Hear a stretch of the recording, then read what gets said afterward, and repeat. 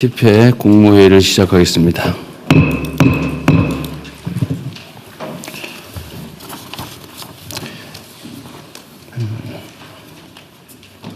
중동 상황으로 급등했던 기름값이 석유 최고 가격제 시행 후에 다소 안정되고 있습니다.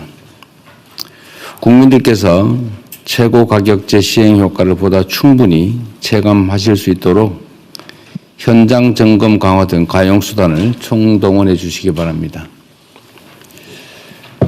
중동 상황이 당초 예상을 뛰어넘는 방향으로 확대되고 있습니다.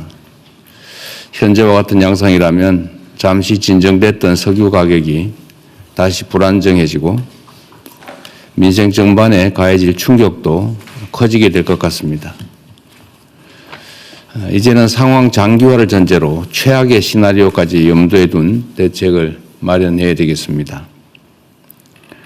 우선 UAE에서 추가 원유를 확보했던 것처럼 우리의 외교 역량과 자산을 총동원해서 안정적인 추가 대체 공급선 발굴에 총력을 기울여야 되겠습니다. 상황이 어려운 만큼 우리 국민 여러분의 이해와 동참도 필요합니다. 에너지 절약 노력의 범사회적 확산을 위해서 필요하면 자동차 5부제 또는 10부제 등 다각도의 수요 절감 대책을 조기에 수립해 주시기 바랍니다. 필요하다면 수출 통제도 검토하고 원자력 발전소의 가동을 늘린다든지 이런 비상 대책도 강구해야 되겠습니다. 약간 중기적 대책으로 화석연료 중심의 에너지 체계를 최대한 신속하게 재생에너지 중심으로 전환해 나가야 되겠습니다. 그리고 지금 상황이 계속 악화되면서 취약계층, 우리 서민들의 삶이 더 팍팍해지고 있습니다.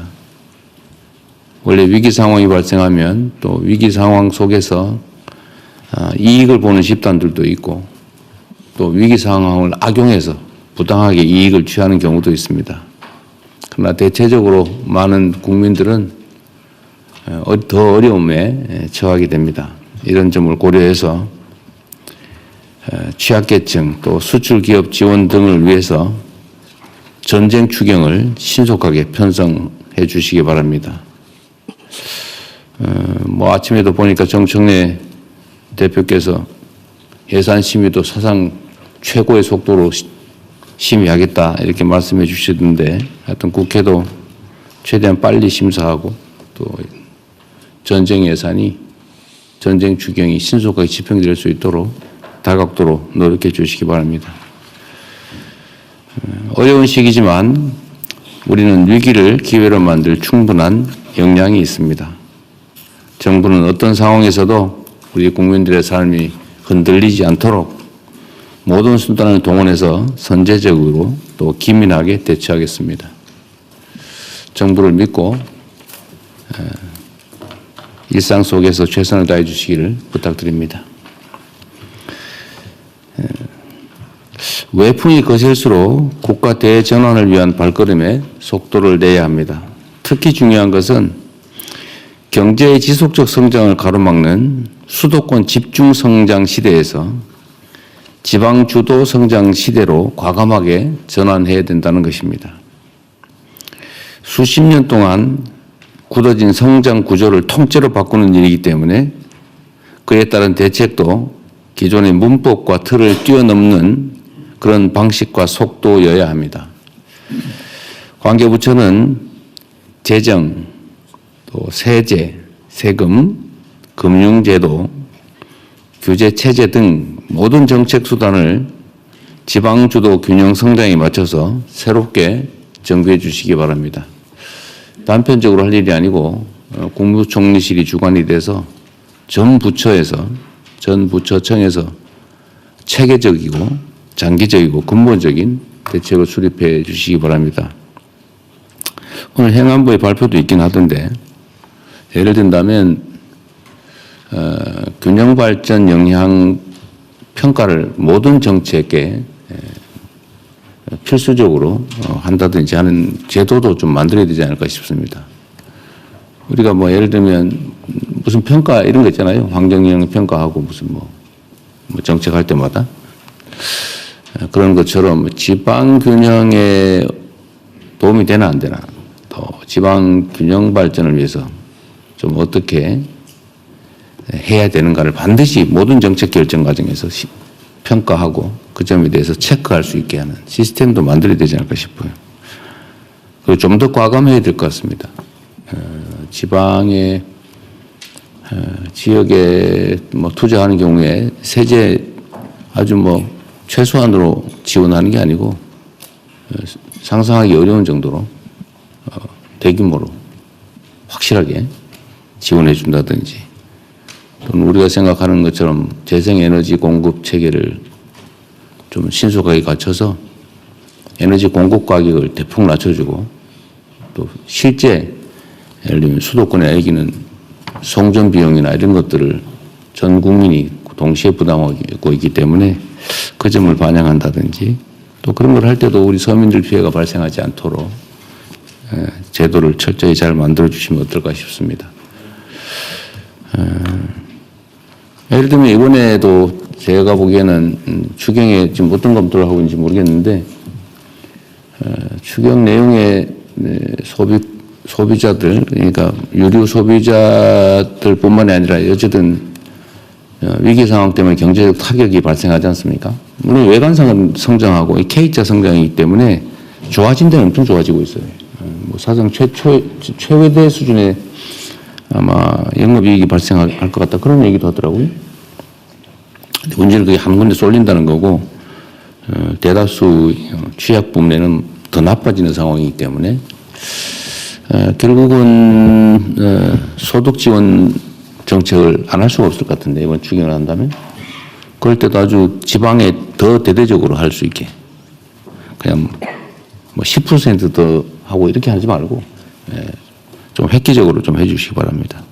어쨌든 생각을 전면적으로 바꿔야 됩니다. 지금 수도권 중심으로 계속 가면 나라의 미래가 없어요. 어쨌든 비상조치를 해야 됩니다.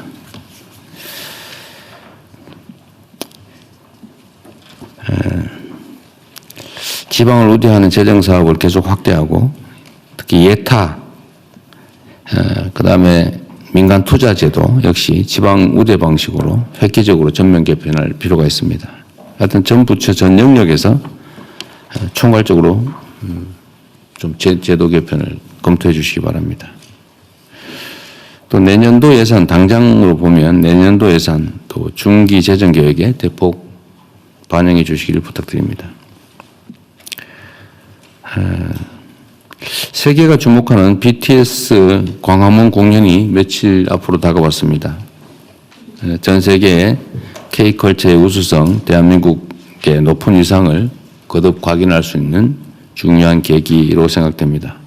그런데 문제는 안전입니다. 빈틈없는 안전대책 수립에 총력을 기울여 주시기 바랍니다.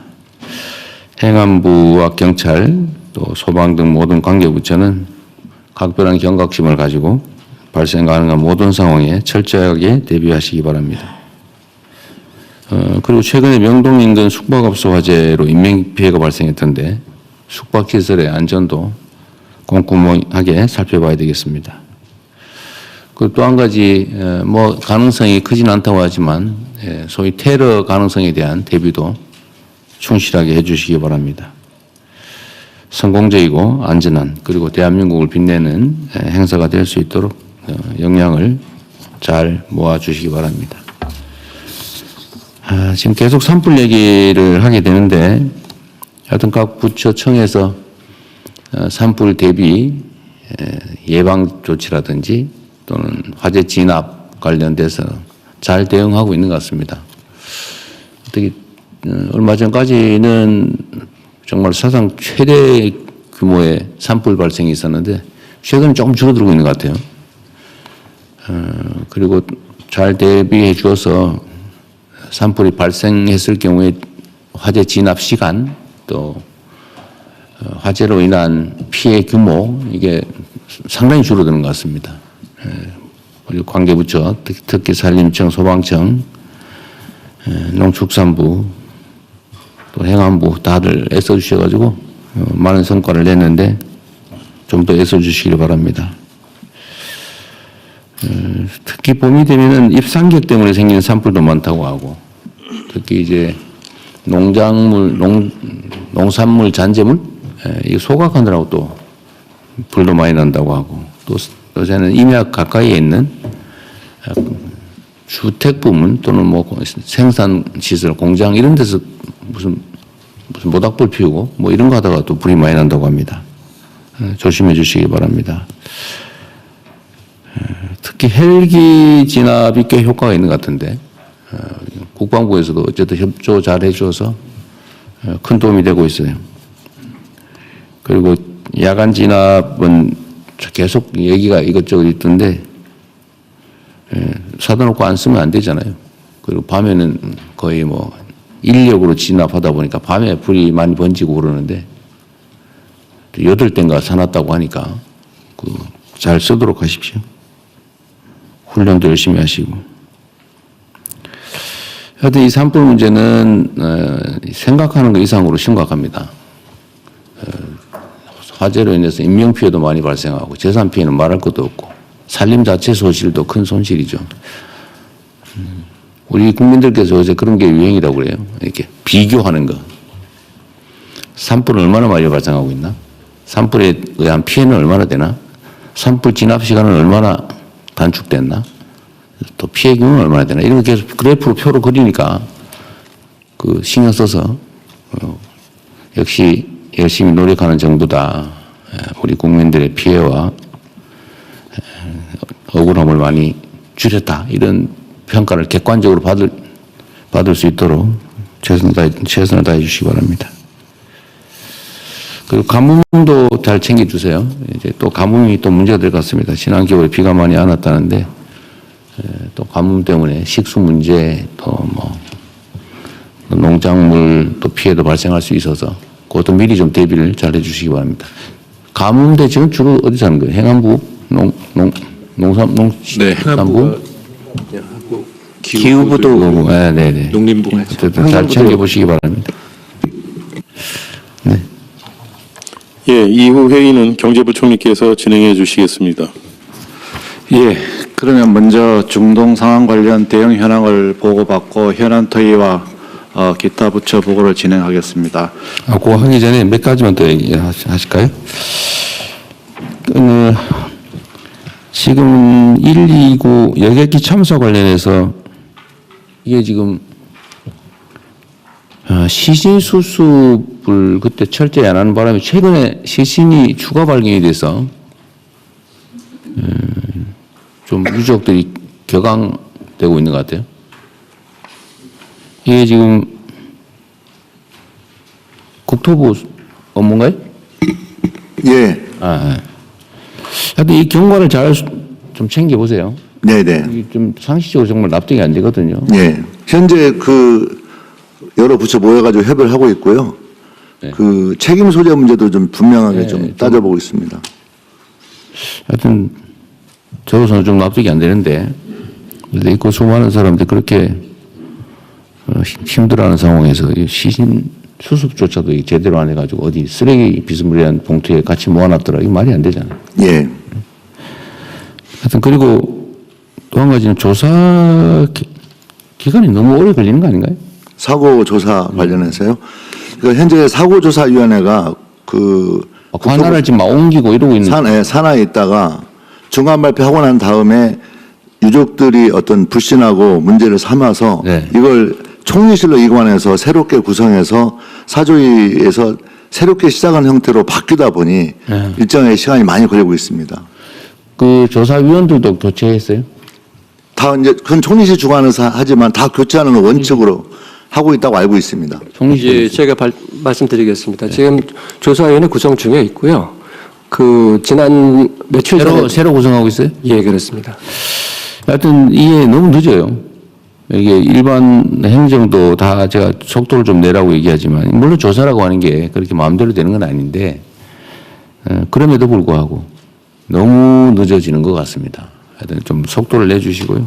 그렇게 하겠습니다. 그리고 좀 더 우리 공직자들이 경각심을 가지고 본인들이 하는 행위나 아니면 어떤 처분의 결과가 이 받는 쪽 수용하는 국민들 입장에서는 엄청난 일이 될 수도 있다는 생각을 하게 됩니다. 본인들이 하는 일이 제가 그 얘기 하잖아요. 이 파초손을 든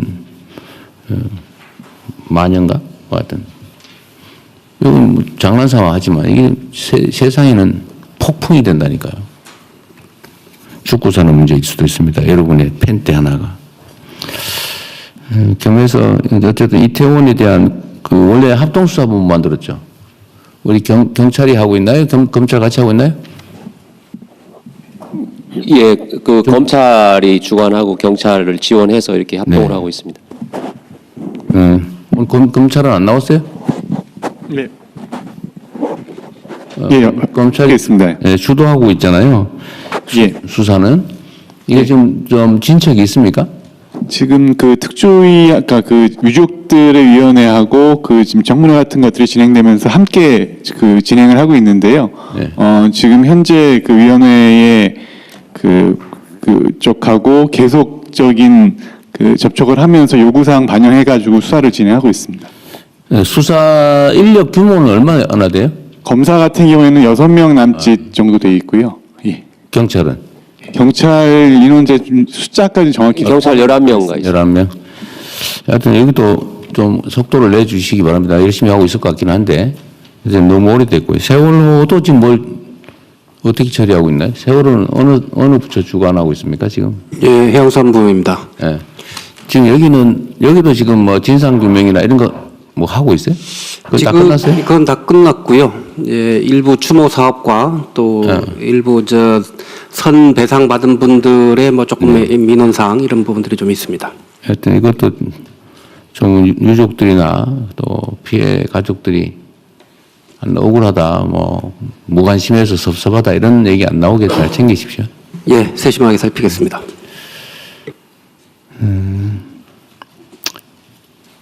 그리고 오늘 정청래 대표가 그 발표했어요? 검찰개혁 예, 관련된 9시 발표를 했습니다. 발표했어요? 그러면 이제 다 된 거예요? 검찰개혁? 예, 상임위 과정에 남아 있고 법사위가 또 남아 있습니다. 이 과정에서 어쨌든 명확하게 얘기를 하면 검찰개혁이라고 하는 게 어쨌든 우리 국민들의 관심도 높고 또 국정과제 주요 과제 아닙니까? 근데 그 핵심은 수사와 기소를 분리한다. 중수청을 만들고 경찰의 역할을 확대해서 수사는 수사기관이 한다. 검찰은 수사하지 않는다. 어쨌든 관여의 소지도 최소화하고 어쨌든 최소화하면 또 뭐라 그럴지도 모르겠다. 어쨌든 관여의 소지도 없애고 오해의 소지도 아예 없애고 이렇게 명확하게 하면 좋겠는데 이 과정에서 과정 관리가 조금 그런 것 같아요. 행안부다 법무부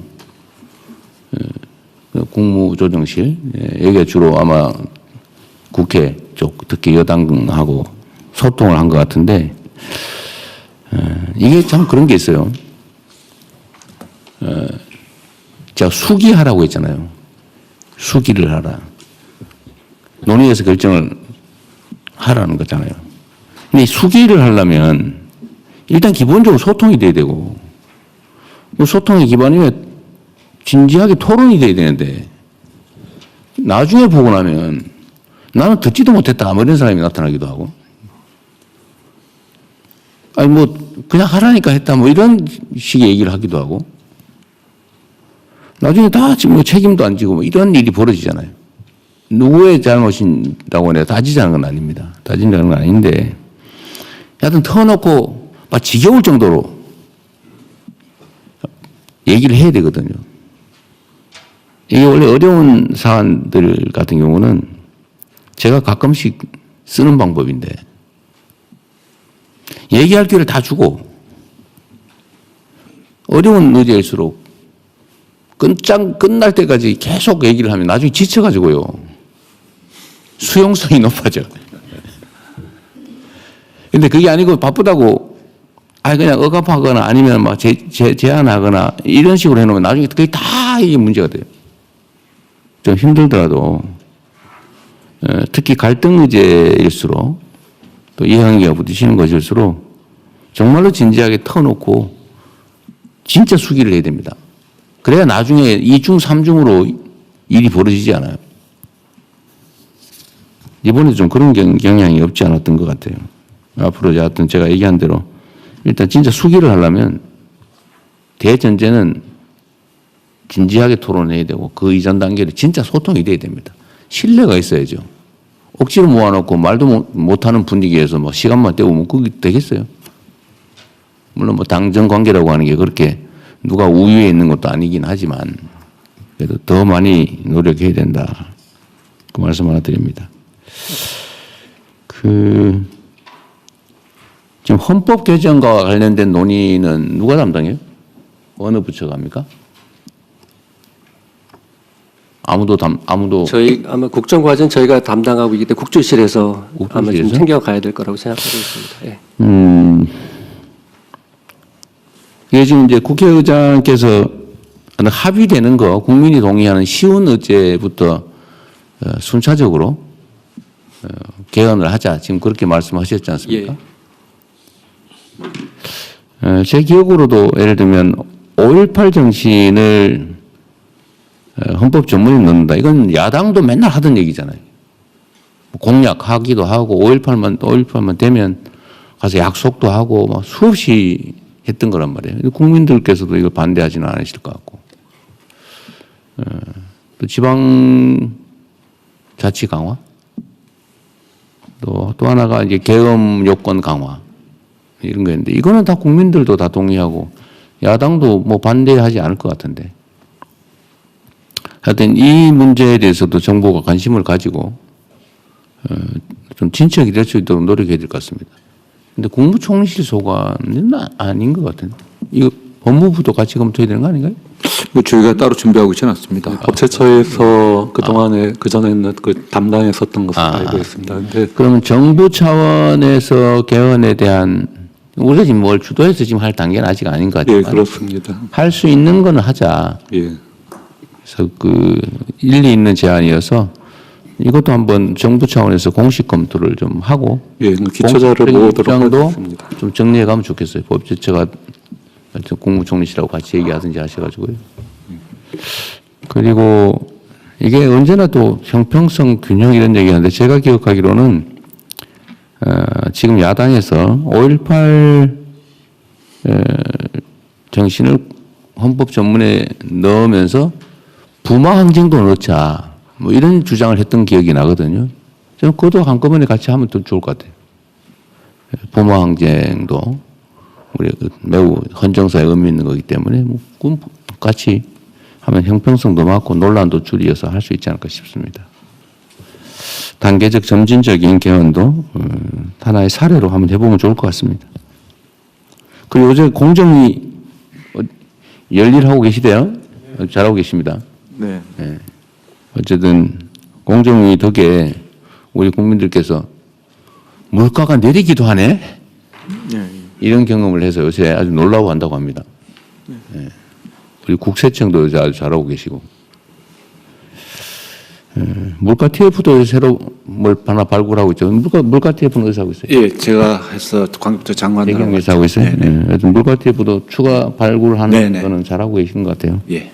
어쨌든 여러 부처들이 좀 크게 노력해가지고 하여튼 국민들께서 조금씩 진짜 체감되는 실제 이익이 되는 그런 변화를 느끼고 계십니다. 좀 더 분발해서 더 많은 결과들을 만들어내면 좋겠습니다. 우리가 하기에 따라서 정말 수백 수천만 사람들이 혜택을 입는 좋은 변화를 만들어낼 수 있다는 그런 사례들이 아닌가 싶습니다. 우리 공정거래위 고생하셨고 금융위원회도 성과를 많이 냈는데 저 이제 부동산을 어떻게 정할 건가 그 금융 부분이 매우 중요하죠. 네, 맞습니다. 세심하게 잘 찾아주시기 바랍니다. 네, 그렇게 하겠습니다. 네. 이게 대한민국의 부동산은 투기 투자의 대상이 돼버렸는데 전 국토가 거기에 가장 크게 영향을 미친 게 금융이에요. 남의 돈 빌려가지고 어제 남의 돈으로 방식은 다양하지만 남의 돈으로 사서 거기서 자산 증식을 한다. 이게 유행이 되다 보니까 그걸 안 하는 국민들은 손해보는 느낌이 들게 생겼어요. 심지어. 근데 이번에는 반드시 이걸 어떻게든 잡아야 되기 때문에 그중에 제일 중요한 게 금융 부문이다. 그래서 국토부도 잘해야 되고 공급 정책도 잘해야 되고 제 경우에 세금 문제도. 근데 세금은 어쨌든 최대한 마지막 수단으로. 네, 그러나 분명한 거는 세금은 핵폭탄 같은 거죠. 전쟁으로 치면 함부로 쓰면 안 되는데 네. 그럼에도 불구하고 최후의 수단으로 쓰지 않을 최후의 수단으로 반드시 써서라도 해야 되면 써야 되는 거죠. 네, 네, 그럼 준비 잘 하십시오. 네. 네, 진행하시죠. 예, 그러면은 중동 상황 관련해서 외교부 차관님부터 보고 주시기 바랍니다. 예, 최근 중동 상황의 주요 동향 및 중동 지역 내 체류 중인 재국민 보호 방안에 대해 보고드리겠습니다. 미국은 이스라엘과 함께 이란에 대한 공습을 지속하면서 이란 해군 함정과 기뢰 설치용 선박 등을 타격하고 이란의 주요 석유 수출 거점인 하르그 섬의 기뢰 저장 시설 등을 비롯한 군사 시설을 공격하는 등 이란의 호르무즈 해협 봉쇄 시도를 저지하고 항행 안전 확보에 나서고 있는 모습입니다. 한편 트럼프 대통령은 중국, 프랑스, 일본, 우리나라, 영국 등에 대해 호르무즈 해협에 군함 파견을 희망한다는 취지로 언급한 바 있는데 이에 대해서는 실제 요청 사항과 중동 정세를 면밀히 주시하면서 우리 국민 보호와 에너지 수송로 안전 확보에 대한 종합적인 고려와의 신중한 검토를 해나갈 필요가 있습니다. 한편 이란의 미사일과 드론 공격 빈도는 감소하는 추세이나 민간 에너지 시설 공격 및 호르무즈 일대에서 기뢰 위협과 선박 공격 등 비대칭 전략이 부각되는 양상입니다. 이는 제한적인 군사적 수단이나 위협으로도 국제 에너지 가격과 물류 공급망에 영향을 줄 수 있다는 점을 활용해 전쟁 비용을 높이려는 전략으로 평가되며 이에 따라 중동 상황 장기화와 함께 경제적 파급 효과 확대 가능성도 우려되는 상황입니다. 이어서 재국민 보호 조치에 대해 보고 드리겠습니다. 다행히 지난 일주일간에도 우리 국민의 직접적인 피해는 없었으며 대통령께서 말씀하신 대로 우리 국민의 빠르고 안전한 대피를 계속 지원해 나가겠습니다. 그 결과 중동 지역에 체류하는 우리 국민의 수가 중동 상황 발생 직후와 비교할 때 약 8,000명 감소했습니다. 지난 주말에는 국방부와 현지 공관 등 유관 부처와 기관 간의 긴밀한 공조를 통해 사막의 작전을 성공적으로 수행하여 중동 지역 4개국 체류하던 204명의 우리 국민과 7명의 외국인이 무사히 입국하였습니다. 그리고 카타르발 긴급 항공편, UA발 정기 민항편은 물론 일본 등 우방국에서 협조한 전세기를 통해 우리 국민들이 속속 귀국하고 있으며 이스라엘 내 교민 38명과 이란 내 교민 5명의 2차 육로 대피도 지난 주말 마무리되었습니다. 이처럼 외교부의 적극적인 지원 노력을 통해 인근 지역으로 대피하거나 귀국한 우리 국민의 수는 현재까지 약 1,400여 명에 이르며 외교 교섭 등을 통해 재개된 민항편으로 귀국한 국민 수까지 감안할 경우 그 수는 약 3,400여 명에 이를 것으로 추산하고 있습니다. 외교부는 앞으로도 현지 정세를 예의주시하면서 현지에 남아있는 우리 국민들의 안전을 확보하는 가운데 귀국을 희망하는 우리 국민들에 대한 빠르고 안전한 대피 방안을 계속 모색하고 시행해 나가도록 하겠습니다. 감사합니다. 예, 다음으로는 재경부 장관 그 중동 상황 관련해서 경제 분야 대응 현황에 대해서 보고를 드리겠습니다. 유가입니다. 어제까지만 해도 국제 유가가 100불을 넘었습니다만 호르무즈 해협 일부 통항 가능 있다는 그런 뉴스 보도에 따라서 오늘자로는 어제 브렌트유가 106불을 어제 기록했었는데 오늘 아침 저희들이 확인한 결과 100불 90센트로 좀 내렸습니다. 특히 웨스트 텍사스 중전류는 어제가 한 101불 정도 됐습니다. 오늘 94불로 이렇게 떨어진 그런 상황입니다. 어쨌거나 하여튼 중동 상황이 안정화되는 게 유가에 직접적 영향을 미친다는 그런 거입니다. 그다음에 국내 석유류 제품 가격입니다. 휘발유는 어제 5시 기준으로 1,833원입니다만 오늘 아침 저희들 확인한 결과 1,831원으로 일부 소폭 하락했습니다. 경유 같은 경우도 1,832원이 오늘은 1,829원 50원까지 이렇게 50전까지 이렇게 내렸기 때문에 좀 일부 좀 국민들 보시기에 부족한 부분이 있습니다만 조금씩 내려가고 있다는 말씀을 드리고요. 또 일부 주유소에서는 1,700원대까지도 나타난 상황입니다. 정부가 더 적극적으로 점검하고 현장의 안내를 통해서 휘발유나 경유 가격이 안정화되도록 하겠습니다. 주식 시장 상황은 어제 조금 올랐습니다. 그리고 미국 시장도 좀 오른 상황입니다. 좀 등락이 이렇게 지속되고 있는 상황입니다. 그리고 환율 같은 경우는 이제 이 호르무즈 중동 상황으로 인한 외부적인 요인으로 1,490원대를 오르내리고 있습니다. 금리도 일부 상승하고 있는 그런 상황입니다. 산업 분야입니다.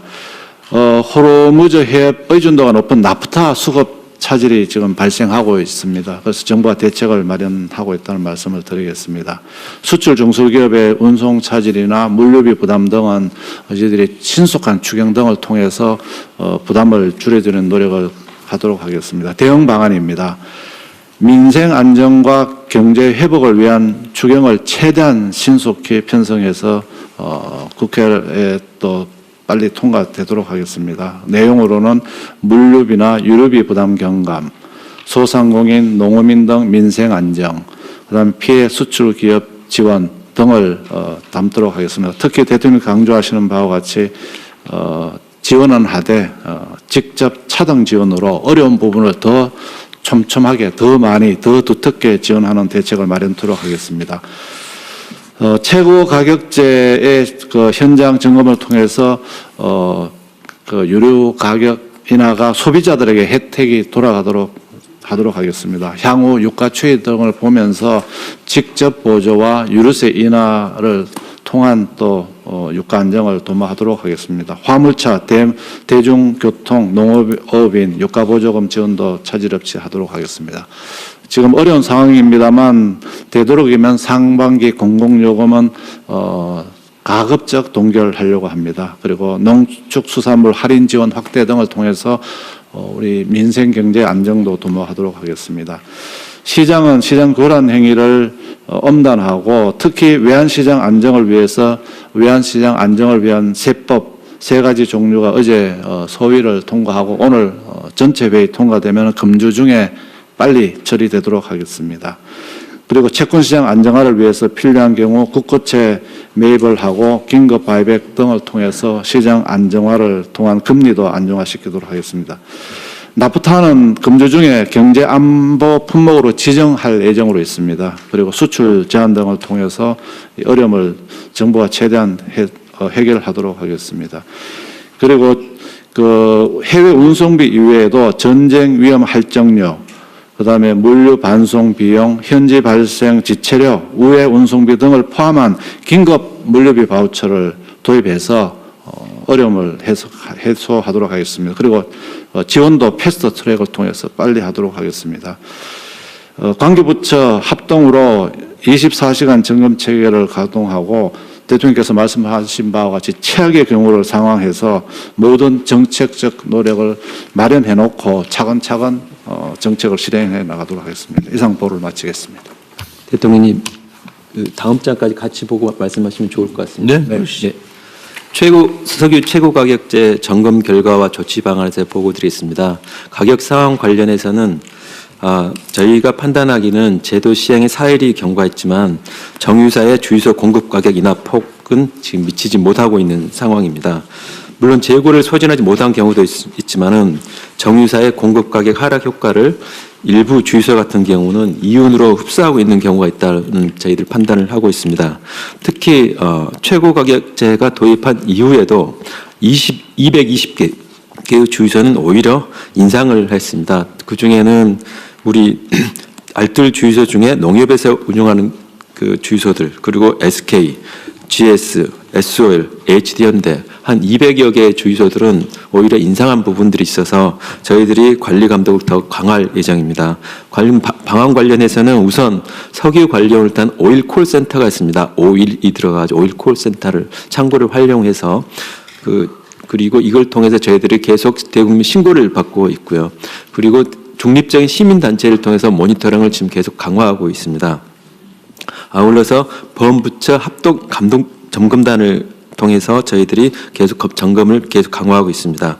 가짜 석유나 정유 미달, 담합 불공정 거래, 매점 매석, 유가 보조금 부정 수급, 탈세 등에 대해서도 아주 엄밀하게 엄정하게 조치를 해 나갈 예정입니다. 또한 모범을 보여야 할 알뜰 주유소가 고가의 가격을 인상한 그런 경우가 있을 경우는 온스트라이크 아웃 제도를 도입해서 지금 현재는 2회 이상 고가 판매 시에 계약을 미연장하는데 현재는 1회 이상 고가 판매 시에는 계약을 해지토록 하고 있습니다. 아울러서 정유사 최고 가격 위반, 공급 가격 허위 보고 등에 대해서도 엄격히 제재를 통해서 지금 저희가 최고 가격제를 도입한 109원 정도의 휘발유 가격 그리고 218원의 경유 가격이 소비자가 직접 계속 더 체감할 수 있도록 가격 인하 노력을 더욱 경주해 나가도록 하겠습니다. 아울러 수급 관리 관련해서는 정유사의 석유 제품에 대해 해외 수출 물량 상한을 설정을 해서 석유 제품이 해외에 나가지 못하고 국내에서 사용할 수 있도록 하겠습니다. 물량 관련해서는 지난번 IEA 공동회의 결의에 따른 우리나라가 할당하기로 된 2,246만 배럴에 대해서는 향후 관계부처와 긴밀히 협의를 하면서 어떤 시기에 어떤 형태로 할지에 대해서 우리 수급에 부담이 없도록 해 나가도록 하겠습니다. 아울러서 호르무즈 외곽 등 대체 구매 및 해외 생산분해 도입도 지속적으로 추진해 나가겠습니다. 조금 전에 부총님께서 말씀하시다시피 자영업자, 농민 등 취약계층 지원 방안도 지속적으로 마련하도록 하겠습니다. 이상 보고를 마치겠습니다. 네. 최경부 장관님 네. 이제 경험적으로 잘 알 텐데 네네. 이제 우리 국민들께서도 좀 우리가 정책 결정을 할 때 참고하시라고 이거 한번 얘기를 해보고 싶어요. 네. 예를 들면 이제 지금 당장 닥친 문제인데 유류세를 깎아준다. 네. 그러니까 이제 가격이 내려가잖아요. 네. 그럼 소비가 늘어나겠죠. 네. 그럼 정부의 재정 부담이 어쨌든 거기서 생기나는 거잖아요. 네. 그럼 거기서 생길 재정 부담액만큼을 정부가 세금을 깎는 게 아니고 그냥 걷어서 그 액수만큼을 이 소비자, 네. 국민들한테 영향을 직접 받는. 전액을 똑같이 지원한다라고 하면 이런 상황에서는 네. 소비를 줄이는 국가적 이익이 있는 거죠. 네.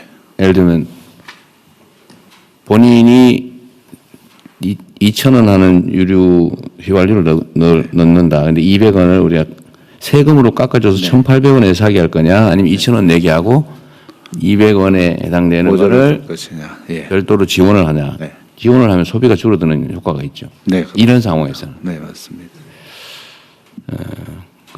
어쨌든 이게 경제가 돌게 하는 효과도 있고. 그죠? 네.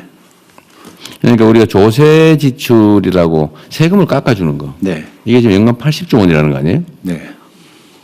근데 이걸 조세 지출이라고 하는데 이걸 만약에 일부든 전부든 그 세금을 받아서 똑같은 대상자에게 지급을 해주면 네. 경제 활성화 효과가 있죠. 예, 뭐 그 부분을 가지고 지원해주면은 석유를 줄이는 대신에 또 다른 부분 소비도 늘릴 수 있고 예. 그런 부분이 그러니까 세금을 아예 깎아주는 거하고 세금을 걷어서 네. 그냥 동의액을 똑같은 액수를 지원해 주는 거. 지금처럼 이게 돈이 안 돌아서 경기 침체가 오는 상황에서는 네. 하여튼 그것도 돈을 돌게 하는 하나의 방법이 될 수도 있는 거죠. 네, 그렇습니다. 제가 억지입니까? 아닙니다. 그런데 대신에 이제 그 점에서 세금을 깎아주면은 이 관리하기는 굉장히 편합니다. 물 관리는 변하겠죠. 걷어서 지출하려고 그러면 또 행정 비용은 좀 드는 측면이 있습니다. 그러긴 하죠. 네. 하여튼 그 점과 행정 비용이 들어가는 거하고 경제 활성화. 그다음에 또 왜냐면 세금을 깎아주는 건 정상은 아니잖아요, 그죠? 예. 원래 정상적인 모습은 세금은 똑같이 내고 정인대로 내고 그걸 받아서 필요한 데서 지원해 줘야 되는데 지금 이걸 안 하고 이제 세금을 깎아줘 버리고 있잖아요. 네. 감면 제도라고 그래서. 네. 그래서 과거에 유류세를 깎아줘 보니까요. 정유사한테 유류 세금을 내는 걸 깎아주니까 가격은 안 내려가고 그러다 보니까 이게 정부는 세금은 줄어드는데 소비자들은 또 혜택을 못 받기 때문에 대통령 말씀하신 것처럼 일부는 이제 세금을 좀 해주고 일부는 또 그 세금을 깎아주는 만큼을 우리 재정으로 넣어가지고 지원해주고 이렇게 두 가지를 믹스해주면은 정책 효과성이 좀 이게 이제 저수지 같은 거라서 네. 이게 어떤 제도를 만들어 놓으면 이제 악용이 되거나 네. 아니면 뭐 일종의 내성이 생기거나 이래가지고 점점점 이게 수위가 네. 낮아지잖아요. 그죠? 수심이 낮아지는데 이 정책 효과도 사실은 점점점 줄어들. 네, 그렇습니다. 그래서 한번 청소하듯이 한번 정리를 한번 하고 네. 정말 꼭 필요한 경우에 감면하고. 네, 감면 제도도 진짜 한번 제로 베이스에서 한번 점검을 하고 진짜 필요한 데는 두텁게 감면하고 이런 강약을 좀 쓰도록 하겠습니다. 지금 이제 이 세금 관련된 문제는 기획예산처 소관으로 넘어간 거예요? 세금은 제가 하고 있습니다. 아, 세금 얘기하세요. 제가 하고 있습니다. 아이. 대신 그것까지 넘겨주면 저는 아무것도 없습니다. 그렇지, 일어날 수가 없게 되죠. 네, 일어날 수가 없어요. 맞습니다. 그러면은, 이제, 네. 권한은 곧 책임이다. 그거 알죠? 예, 그럼요. 그 세금 감면제도, 조세 지출 제도를 정비를 한번 해야 되겠다. 네, 그렇게 하겠습니다. 그걸 한번 정비를 올해 지금 준비를 좀 해가지고, 네. 하여튼 좀 돈이 돌게 경제가 좀 순환이 될 수 있게 네. 좀 만들어 보면 좋겠습니다. 그 차원에서 이번에 어쨌든 곧 이제 석유 최고 가격도 올려서 지정할 수밖에 없는 상황이 오잖아요, 그죠? 네, 네. 뭐 내일 당장 전쟁이 끝나면 모르겠는데. 네. 어쨌든 그렇게 될 경우에는 어쨌든 최저 가격을 정한 것과 올리지 않을 수 없고 너무 재정 부담이 너무 크니까 실제 원가하고 차익을 또 보상해 줘야 되잖아요, 그죠? 네, 그렇습니다. 어쨌든 이걸 고려했을 때 최고 가격을 이제 지정하는 것도 올려가는 거 우리는 각오를 해야 되는데 그럼 결국 뭐 유류세를 좀 내려주든지 아니면 뭐 바우처를 주든지 아니면 네. 기타 소비 지원을 해주든지 네. 해야 될 거 아니에요. 네, 그렇습니다. 이제 두 가지 중에 선택을 해야 되는데 네. 유류세를 대폭 깎아줘가지고 가격을 인상을 좀 줄이면 네. 이제 그만큼 세금은 줄어들고 네, 세금이 재정세금은 줄어들고 소비는 안 줄어들 좀 덜 줄어들고 네, 뭐 아무래도 그 문제가 있죠. 유류세를 낮춰주면은 일반 그 유가가 줄어듭니다. 근데 요거하고는 직접 관련되지만 나머지 부분은 이제 또 어쨌든 소비가 늘어나 지금 국가의 전체 석유류 소비를 줄여야 될 상황이잖아요. 네. 수출 통제도 네, 해야 네, 되고 뭐 그렇습니다. 하다못해 오부제도 어쩌면 해야 될지도 네, 네. 10부제, 5부제 해야 될지도 모르고 하여튼 뭐 원전 가동률을 높이고 온갖 비상수단을 써야 네. 되는데 그러려면 소비를 줄여야 된다. 그러려면 유류세를 깎아주는 것보다는 추경 편성을 통해서 네. 걷어질 세금을 소득 지원을 해주는 게 피해 계층에다가 지원하는 조금 뭐 그 와중에 좀 더 약간 차등을 둬가지고 네. 양극화 완화에도 쓰고 하는 게 맞겠죠. 그렇게 하도록. 하여튼 그걸 고려를 좀 하시고 네. 우리 국민들께서도 유류세를 막 대폭 깎아 달라. 우리가 유류세 걷어가지고 그 딴 데 안 쓸 테니까요. 하여튼 지원한다. 이번 피해 네. 상황에 국민들이 더 고통받지 않도록 유류세 걷어지는 만큼 어쨌든 깎아줄 걸로 예상되는 만큼은 네. 재정 지원으로 재정 재정 지출을 하겠다 그 네. 말이죠. 네. 그래서 추경을 빨리 해야 돼요.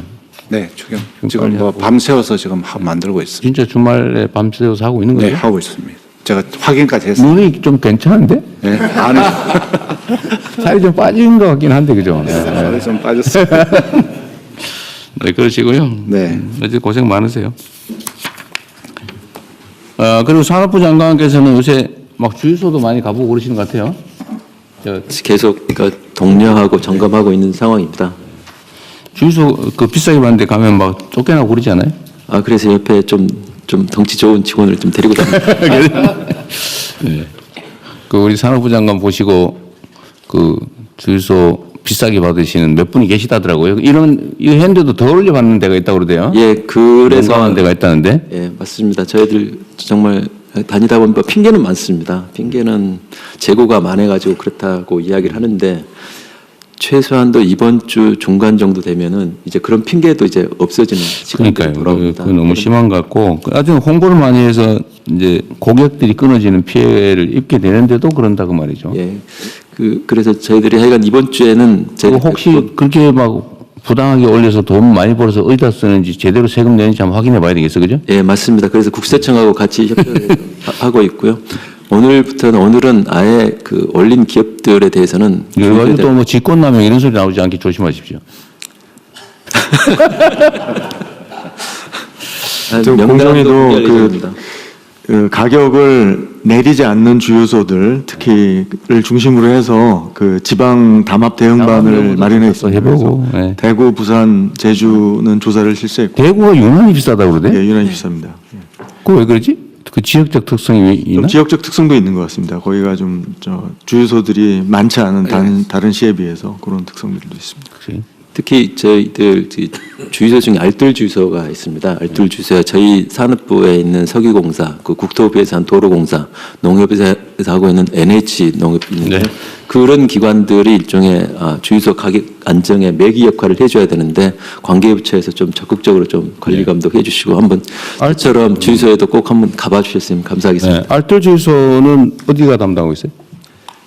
총괄은 저희가 하고 있고요. 여기 석유공사? 석유공사입니다. 석유공사 누구 소관이지? 산업부 소관. 산업부 소관입니다. 본인이 해야 되겠네. 근데 이제 그 알뜰주가 세 기관이 같이 하고 있습니다. 도로공사가 또 하고 있고요. 이제 그건 이제 국토부 소관이고 NH에서 하고 있는 게 있습니다. 그건 이제 농림부 소관입니다. 네. 근데 저기 농협인가? 농협도 관계가 있죠, 이거 주유소하고. 네, 농협입니다. 농협 주유소입니다. 그거 농협이 왜 이러냐 이런 소리가 많이 나던데요. 네. 그거 혹시 들으셨어요? 예. 농협이 이러면 되냐 이런 네. 얘기가 의외로 많습니다. 네.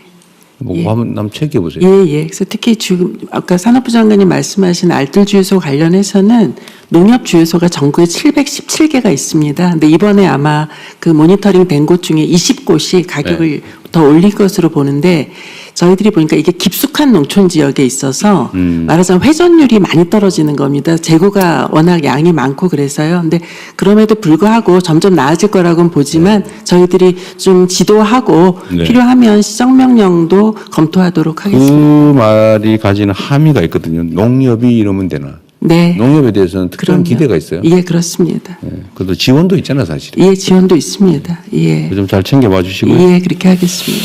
재외 국민들 중에 우리가 이제 군 수송기를 동원해서 사우디에서 치료 온 게 마지막이죠. 네, 그런데 지금은 좀 귀국하려는데 귀국 편이 없어서 못 들어오는 사람 없어요? 지금은 뭐 기본적으로는 지금 영공이 해제돼 있고 이런 곳은 다 오실 수는 있는데 아직도 지금 좀 어려움이 있습니다. 다시 또 폐쇄하는 곳도 지금 있고. 사우디, UAE 이런 데는 지금 열려 있고 네. 전기 항로도 열려 있어요? 네네 그렇습니다만 그래요? 그래도 운영에 좀 차질이 있습니다. 예, 정기적으로 이렇게 어쨌든 한다든지. 귀국하고 싶은데 예. 못하는 사람이 있는지는 계속 체크하고 있겠죠? 예, 그렇게 하겠습니다. 네, 잘 체크하시고요. 그다음에 주가 문제는 자, 이럴 때 우리가 옛날로 치면 증시부양책 이런 거 있잖아요. 예, 뭐 과거는 옛날에 막 예. 사주고 막 그래 하면 절대 안 되고 그 반드시 떨어지죠. 가격이 떨어질 거는 떨어져야 돼요. 오를 건 오르는 거고. 네. 근데 억지로 막 사가지고 그러면 안 되고 문제는 체질 개선을 해야 되는데 네. 지금 어디 기사에 보니까 올해 상장사 영업이익 예측 규모가 600조 네. 뭐 그런 보도가 있던데 맞아요? 지금 아마 큰 예. 분께서 그래서 맞습니다. 600조 뭐 이런 예측을 한다고. 네, 계속 또 저 반도체 업황이 좋아갖고요. 예측할 때마다 저 커지고 있습니다. 근데 내가 궁금한 거는 반도체는 모두가 알고 있는데 뭐 반도체 관련 기업도 있겠죠. 뭐 장비 납품사, 소재 장비 뭐 이런 다 올라갔겠죠. 그 빼고 다른 영역들은 어때요? 이게 오로지 반도체 영역 때문만은 이런 것 같지는 않은데. 네, 반도체 말고 조방원이라고 그래서 조선 방산 조선도 원전 있고, 네, 뭐 그런 부분들 방위산업도 있군요. 예, 올라가고 있고요. 네. 뭐 로봇 뭐 하여튼 상황은 어쨌든 그런데 하여튼 우리 상법이나 관련 입법들을 좀 속도를 좀 내게 좀 해주세요. 예를 들면 지금 상속세법도 그렇고. 근데 지금 정무위가 지금 문제죠. 이 정부위가 자본시장법 이런 거 개정해야 되는데 지금 야당이 위원장이라 아무것도 못하고 있죠 지금. 진짜 문제입니다, 이거. 지금 나라의 미래를 놓고 이런 식으로 아니 국회가 다수 의석이 있으면 다수 의석대로 토론해보고 안 되면 의결을 해야지. 아예 안 하는 게 어디 있어요, 이게. 이상한 것 같아. 아니 안 하고 그냥 위원장이 저 야당이면 아무것도 못해? 모든 장관님들이 말이 없네요. 그냥 당연한 거예요, 그거? 안 하면 못 하는 거예요? 지금 얼마나 중요한 시기인데. 하여튼 우리가 뭐 어떻게 할 수는 없긴 하지만 매우 부당한 것 같아요. 아니, 민주주의의 기본적 원리가 국민이 권한을 맡긴 데에 따라서 토론해서 소수를 존중하되 최대한 논의해보고 수렴해보고 안 되면 다수 의견으로 결정하는 게 아닙니까? 이게 민주주의 아니에요? 이게 헌법 원칙 아닙니까? 그 하반기에는 국회 소관이긴 합니다만 상임위원회 배분 문제를 좀 원칙적으로 우리가 얘기할 건 아니긴 한데 어쨌든 지금 심각해요. 특히 정무위가 지금 이거 자본시장법이나 뭐 금융 관련된 그 많이 맡고 있는 데가 정무위죠. 공정거래법도 맡고 있습니다. 공정거래법도 그거 고쳐야 되잖아요. 지금 진척이 안 되죠. 아니 아예 못 하고 있는 거 아니에요 지금. 민감한 사항이 저희 보훈부도면 정부위 소속인데요. 민감한 사항에 대해서는 실제로 상임위 차원에서는 거의 합의를 합니다. 합의를 했는데 전체 국회 차원에서 교착 상태가 빠지면은 더 이상 다루지 않는. 어제 상임위를 아예 열지 않는 것 같은데. 어쨌든 뭐 가서 빌더라도 어떻게 좀 해보세요. 상법 개정이나 아니 자본시장법 개정이나 특히 금융 이 부분은 정말 심각하고 중요하잖아요. 빨리 해야 되잖아요. 네, 적극적으로 협의하도록 하겠습니다. 네. 국회 가서 뭐 읍소를 하시든지 회의 좀 열어달라고. 네, 그렇게 하겠습니다. 그래도 소용이 없을 거예요. 그래도 해야지. 자, 그리고 오늘은 시간이 많이 없다고 그랬는데 예. 빨리 진행합시다. 네. 예, 의견이 없으시면 원하는 대로 접수하겠습니다. 다음은 현안 토의를 진행하겠습니다. 토의 한 건은 균형 성장을 위한 지방 우대 방안입니다. 오늘 국무회의가 균형 성장의 상징인 세종시에서 열리는 만큼 지방 우대 방안에 대해서 폭넓게 논의하는 것이 큰 의미가 있다고 생각합니다. 그러면 행정안전부 장관님 그리고 기획예산처 차관님 순서대로 발제해 주시기 바랍니다. 예, 요지만 자료는 제가 보여드리면 되니까요. 요지만 확실하게 해주십시오. 네, 균형 성장을 위한 지방 우대지수 구성 및 운영 방안에 대해서 보고 드리겠습니다. 먼저 추진 배경입니다. 대한민국 그동안 수도권 중심의 일극 체제를 통해서 압축 성장을 이뤄냈으나 이제는 수도권 집중이 지나치게 강화되면서 성장의 잠재력을 훼손하는 상황에 놓여 있습니다. 수도권 비수도권 간의 균형을 회복하기 위해 수도권에서 거리가 멀수록 더욱 두텁고 과감한 지원이 이루어져야 합니다. 이를 위해 기획처, 산업부, 그리고 지방시대위원회 등 관계기관과 함께 지방 우대지수를 마련해서 필요시 사업 특성에 따라 적절한 지원 방식 등을 별도 추가 검토할 수 있도록 가이드라인화하였습니다.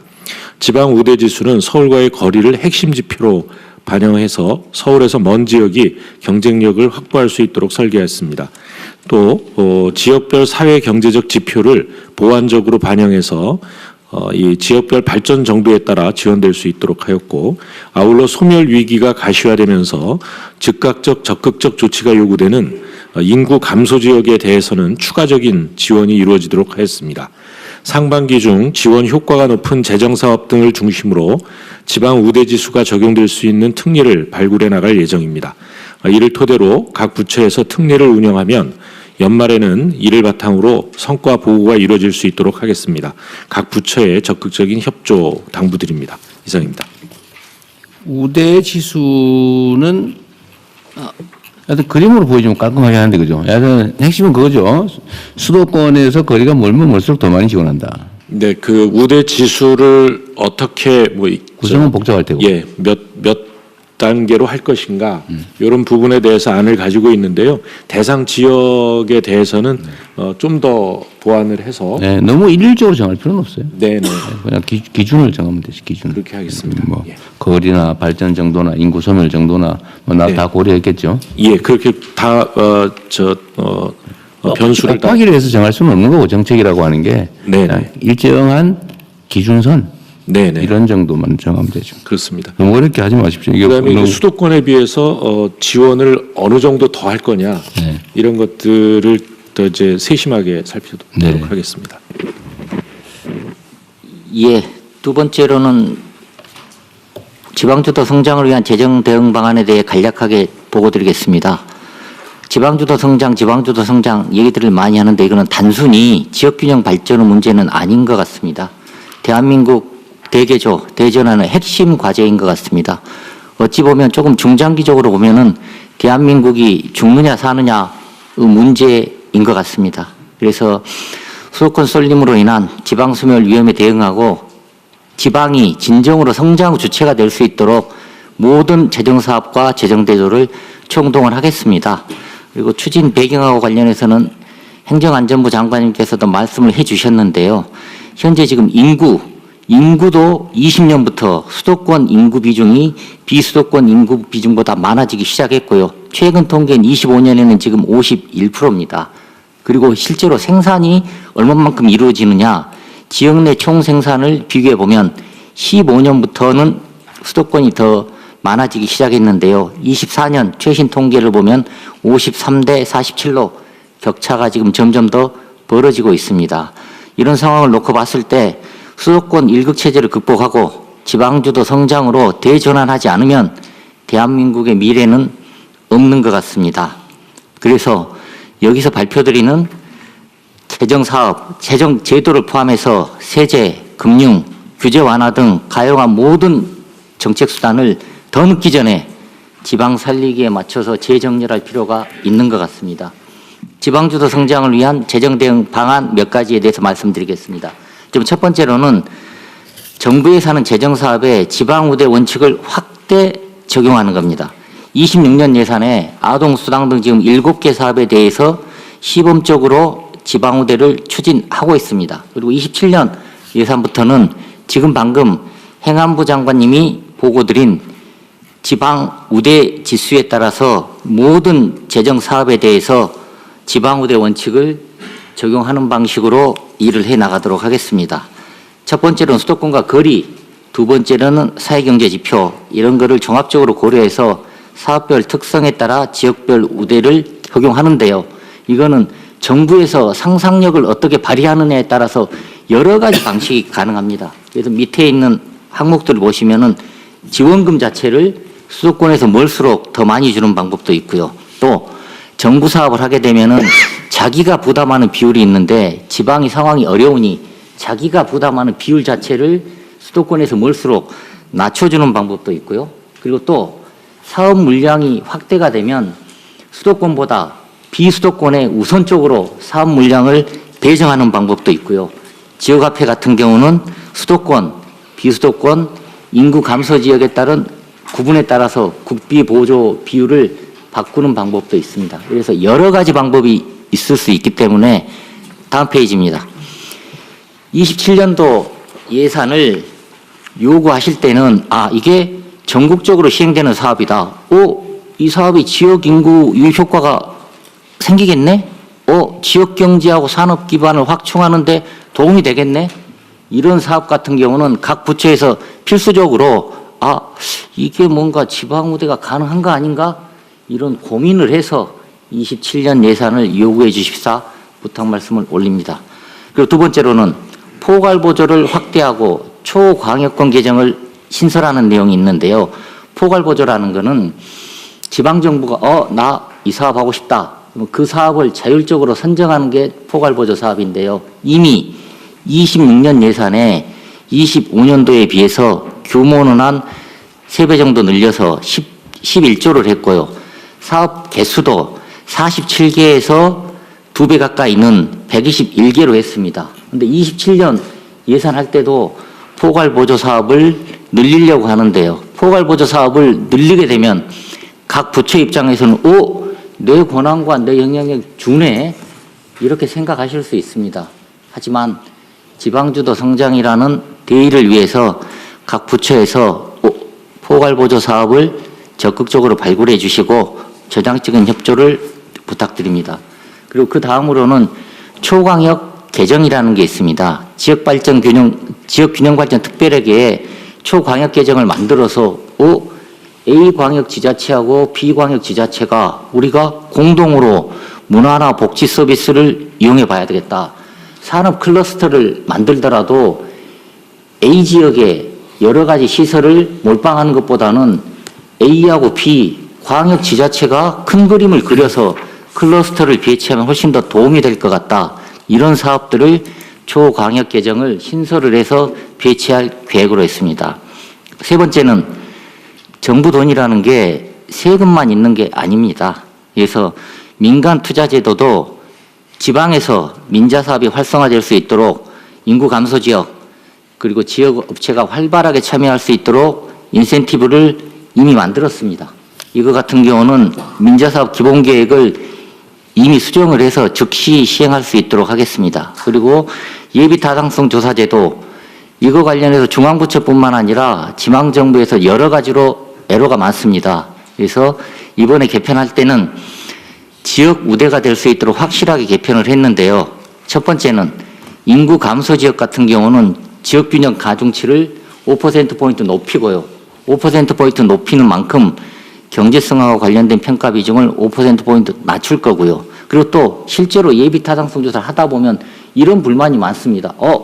이게 틀림없이 효과가 날 텐데 정량 분석을 해보니 효과가 안 나는 걸로 돼 있다. 이런 불만의 목소들이 굉장히 높습니다. 그래서 기존 같은 경우는 지역 낙후도를 정량적으로만 평가했는데 이런 도로를 만들면은 그 다음에 우리가 가지고 있는 역사, 문화를 이용하면 관광산업이 활성화될 수 있겠다. 이런 정성적인 요인도 예비 타당성 조사에 포함시킬 수 있도록 하였습니다. 그리고 네 번째로는 결국에는 지방주도 성장의 문제를 해결하고 지방이 살기 위해서는 네 가지가 제일 핵심인 것 같습니다. 지금 첫 번째로는 산업과 일자리가 있어야 되겠다. 두 번째로는 교육이 돼야 되겠다. 세 번째로는 보건의료가 돼야 되겠다. 네 번째로는 문화가 돼야 되겠다. 이 네 가지가 제일 핵심 키워드인데요. 27년 예산을 각 부처에서 설정을 하실 때 이런 내용이 충실하게 반영될 수 있도록 지역 주력 사업과 연계, 거점 국립대, 지역 필수 의료 확충, 문화 인프라에 관련된 사업을 적극적으로 발굴해 주십사 말씀을 드립니다. 그리고 향후 계획하고 관련해서는 모두의 대통령께서 말씀을 주신 것처럼 27년 예산과 중기재정 계획을 작성하는 과정에서 각 부처와 지방정부, 기획예산처가 충실히 협의해서 이런 내용이 발굴될 수 있도록 했으면 좋겠습니다. 그리고 중앙하고 지방정부 재정전략 협의회도 상설화해서 지방정부가 말로만 파트너가 아니고 진정으로 소통해서 진정한 파트너가 될 수 있도록 하겠습니다. 그리고 지금 보고자료에는 포함 안 돼 있습니다만은 두 가지 말씀을 대통령께서 모두 말씀하실 때 주셨는데요. 첫 번째는 추경하고 관련해서 두 마리 토끼를 잡아야 됩니다. 속도도 중요하고 치밀한 설계도 중요합니다. 그래서 이 두 마리 토끼를 잡기 위해서 관련되는 모든 부처가 주말과 휴일을 반납하고 지금 현재 작업이 진행 중이다는 말씀을 드리고요. 또 추경 예산안의 내용을 준비하는 과정에 지금 방금 말씀드린 지방 우대 정신이 반영될 수 있도록 각별하게 유의해서 추진하도록 하겠습니다. 그리고 균형성장 영향평가 말씀도 주셨는데요. 균형성장 영향평가와 관련해서는 지방시대위원회, 행안부, 재경부, 기획예산처가 이런 평가를 할 수 있는 틀을 지금 만들고 있습니다. 그래서 지금 국회에서는 이런 걸 의무화하는 법안이 의원 입법으로 제출은 돼 있고요. 그리고 실제로 어떻게 균형성장 영향평가를 할 건지에 대해서는 관계부처 간에 작업을 하고 있어서 26년 중에는 평가가 될 수 있도록 하고 이 평가 결과에 따라서 예비타당성 조사에 대해서도 별도로 혜택이 갈 수 있는 그런 방안을 같이 궁리해 볼 수 있도록 하겠습니다. 금융위원회 사실 이 금융 부분도 지방 우대 정책이 좀 가능한 게 있지 않아요? 맞습니다. 네.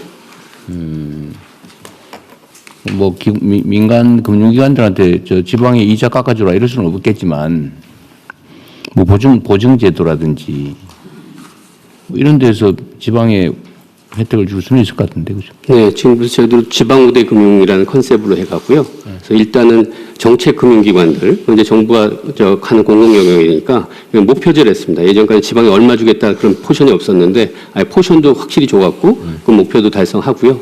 그다음에 다양한 지방 우대 관련된 금리라든지 한도라든지, 그다음에 이전 기업, 그다음에 거기서 하는 기업들도 하고요.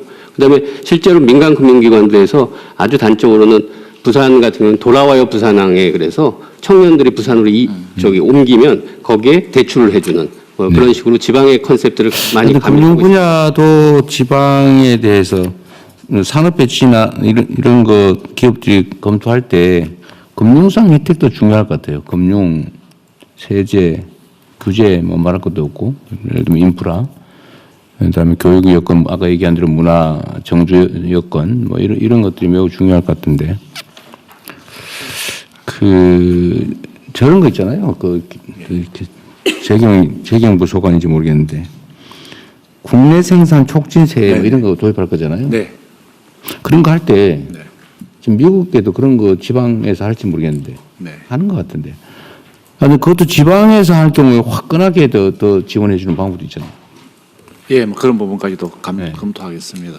지금 이제 지방 생산 촉진 세제 같은 경우가 가능하면은 또 지역이 갈 수밖에 없습니다. 지금 생산 기지를 만들고 그렇게 만들어야죠. 네네 그렇게 세금 혜택도 혜택이고 금융도 그렇고 예를 들면 인프라나 이런 것들 우리가 뭐 대대적으로 정부 부담으로 공공 부담으로 구축을 해준다. 네, 해줘야 됩니다. 네. 문제는 어쨌든 학교 같은 교육 시설 문제하고 그 동네에서 좀 이렇게 먹고 놀 수 있는 문화 인프라 이게 중요한데 이건 결국 공공에서 투자를 해줘야 될 거 아닙니까? 네, 그래서 대통령 지금 각 부처별로 그 사업이 있습니다. 그래서 어떤 국내 기업이 생산을 하기 위해서 나가게 되면 거기다가 이렇게 우선적으로 배치하는 그런 전략도 같이 협의하도록 되어 있습니다. 그런데 이거를 막 전 지방에 뭐 동시에 하려면 돈이 너무 많이 드니까 몇 군데 딱 찍어가지고 선도지구 같은 걸 하든지 아니면 이번에 뭐 초강력 그 통합한데 이런데 뭐 이런 데에다가 집중해 준다든지 그렇게 하겠습니다. 연구를 좀 해보십시오. 예, 그러니까 지금 우리가 초혁신 산업이라든지 전략 산업이 가는 경우는 각 부처에서 흩어진 예산을 거기다가만 투자만 해줘도 우선 해결이 가능합니다. 그래서 그런 대신 말씀하신 방안을 저희들 적극 실행하겠습니다. 근데 이게 너무 흩뿌려져 가지고 효과가 없게 하면 안 되고 모닥불처럼 모아가지고 화끈하게 뭐 앵커 역할이라고 그럽니까? 하여튼 그런 걸 할 수 있게. 하여튼 아이디어 있는 대로 다 짜내고 좀 더 과감해질 필요가 있습니다. 예. 세금이든 금융이든 제도든 인프라든 하여튼 이 나라의 이 성장 발전 경로를 통째로 교정하는 거라서 쉽지가 않아요. 사실 되게 조심스럽고 막 망설여지고 걱정되고 그렇게 돼 있거든요. 그런데 어쨌든 이 방향을 틀지 않으면 이게 나라가 큰일 납니다. 에너지도 엄청나게 필요하고 결단도 필요하고 용기도 필요하죠. 특히 지방기업은 중소기업이 잘해야 돼요. 지금 말씀 주신 거 맞춰서 중소기업 정책들도 전부 지금 너무 좀 흩뿌려지는 것들도 많고 그리고 지방기업과 서울기업의 차이가 없습니다. 그냥 사업을 심사하다 보니까 그래서 이번에 그 이제 지방 관련된 기업들의 사업에는 훨씬 더 가중치를 주고 그리고 최근에 펀드 구성하는 부분도 보면 이제 지방하고 이 매칭 비율도 지방일 경우는 좀 더 우대하는 형태들로 이제 전체 방향들을 다 잡고 있고요.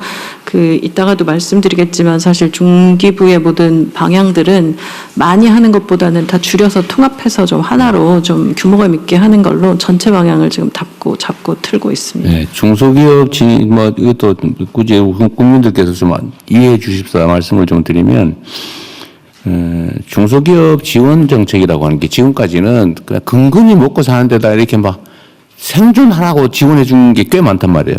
사실 그렇게 하면 안 되고 이러면 점점 나빠지거든요.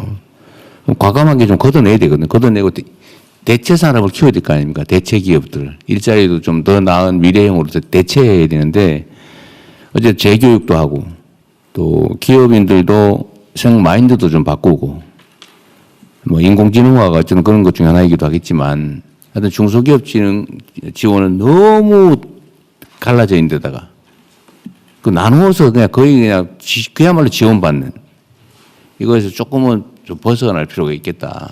새로운 창업이든 또는 성장이든 아니면 뭐 하여튼 이렇게 좀 새로운 새싹이 돋는 그런 일을 좀 해야 될 것 같아요. 나중에 한번 정리해서 말씀드릴 건데 이제 중소기업이 항상 시작을 하기 때문에 창업기업에 대한 그 지원이 있습니다. 그래서 창업기업의 경우는 뭐 많이 흩어지고 좀 금액이 소액일 수가 있는데 일정 시간이 지나서 한 7년이나 보통 20년 사이에 성장을 굉장히 많이 한다고 하는데 이 경우에 대해서는 중기업과 소기업의 개념을 좀 나눠서 지금 보면 중소기업이라고 한꺼번에 묶어서 이야기해서 790만, 830만 이렇게 얘기하시지만 중기업과 소기업은 굉장히 다르고 다시 또 소상공인의 개념까지 들어오면서 이 통계 데이터라고 하는 것의 정합성이 좀 떨어집니다. 그래서 지금 이 부분을 정리하고 있고 중기업 규모 정도가 어떻게 중견기업으로 갈 수 있을 건가 하는 성장 정책과 소기업이 중기업이 되는 성장 정책을 좀 분리해서 지금도 이제 일부는 그렇게 가고 있는데 좀 정돈해가지고 다시 한번 정책의 방향을 좀 나눠서 좀 봐야 할 거여서요. 이 부분은 정비하고 좀 다시 보고 드리겠습니다. 근데 지금 전반적으로는 20년이 넘어가고 오래된 기업들에 대한 지원과 이런 업력에 대한 고려나 이런 부분들 그리고 매출과 성장의 그 달성이나 이런 데이터들도 좀 반영해서 정책을 다시 좀 잡으면 지금보다 좀 좋을 것 같고요.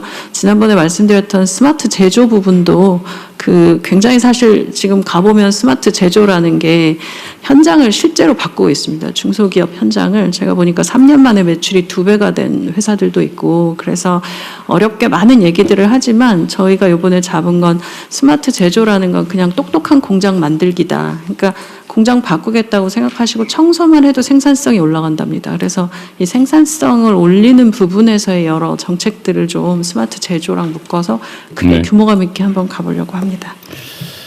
십시오. 어쨌든 뭐 바꿔야 될 때가 한두 군데가 아니니까. 대통령님, 해양사무 차관입니다. 여기 있습니다. 그 총론도 중요한데 결국은 강론으로 실제 사례를 만들어내는 게 중요하다고 생각을 하고요. 대통령께서 어려운 결단을 아까 말씀하셨는데 제일 큰 결단을 해주신 게 해양수산부 부산 이전이라고 저희들은 생각을 합니다. 저희들 한 3개월 지금 됐는데요.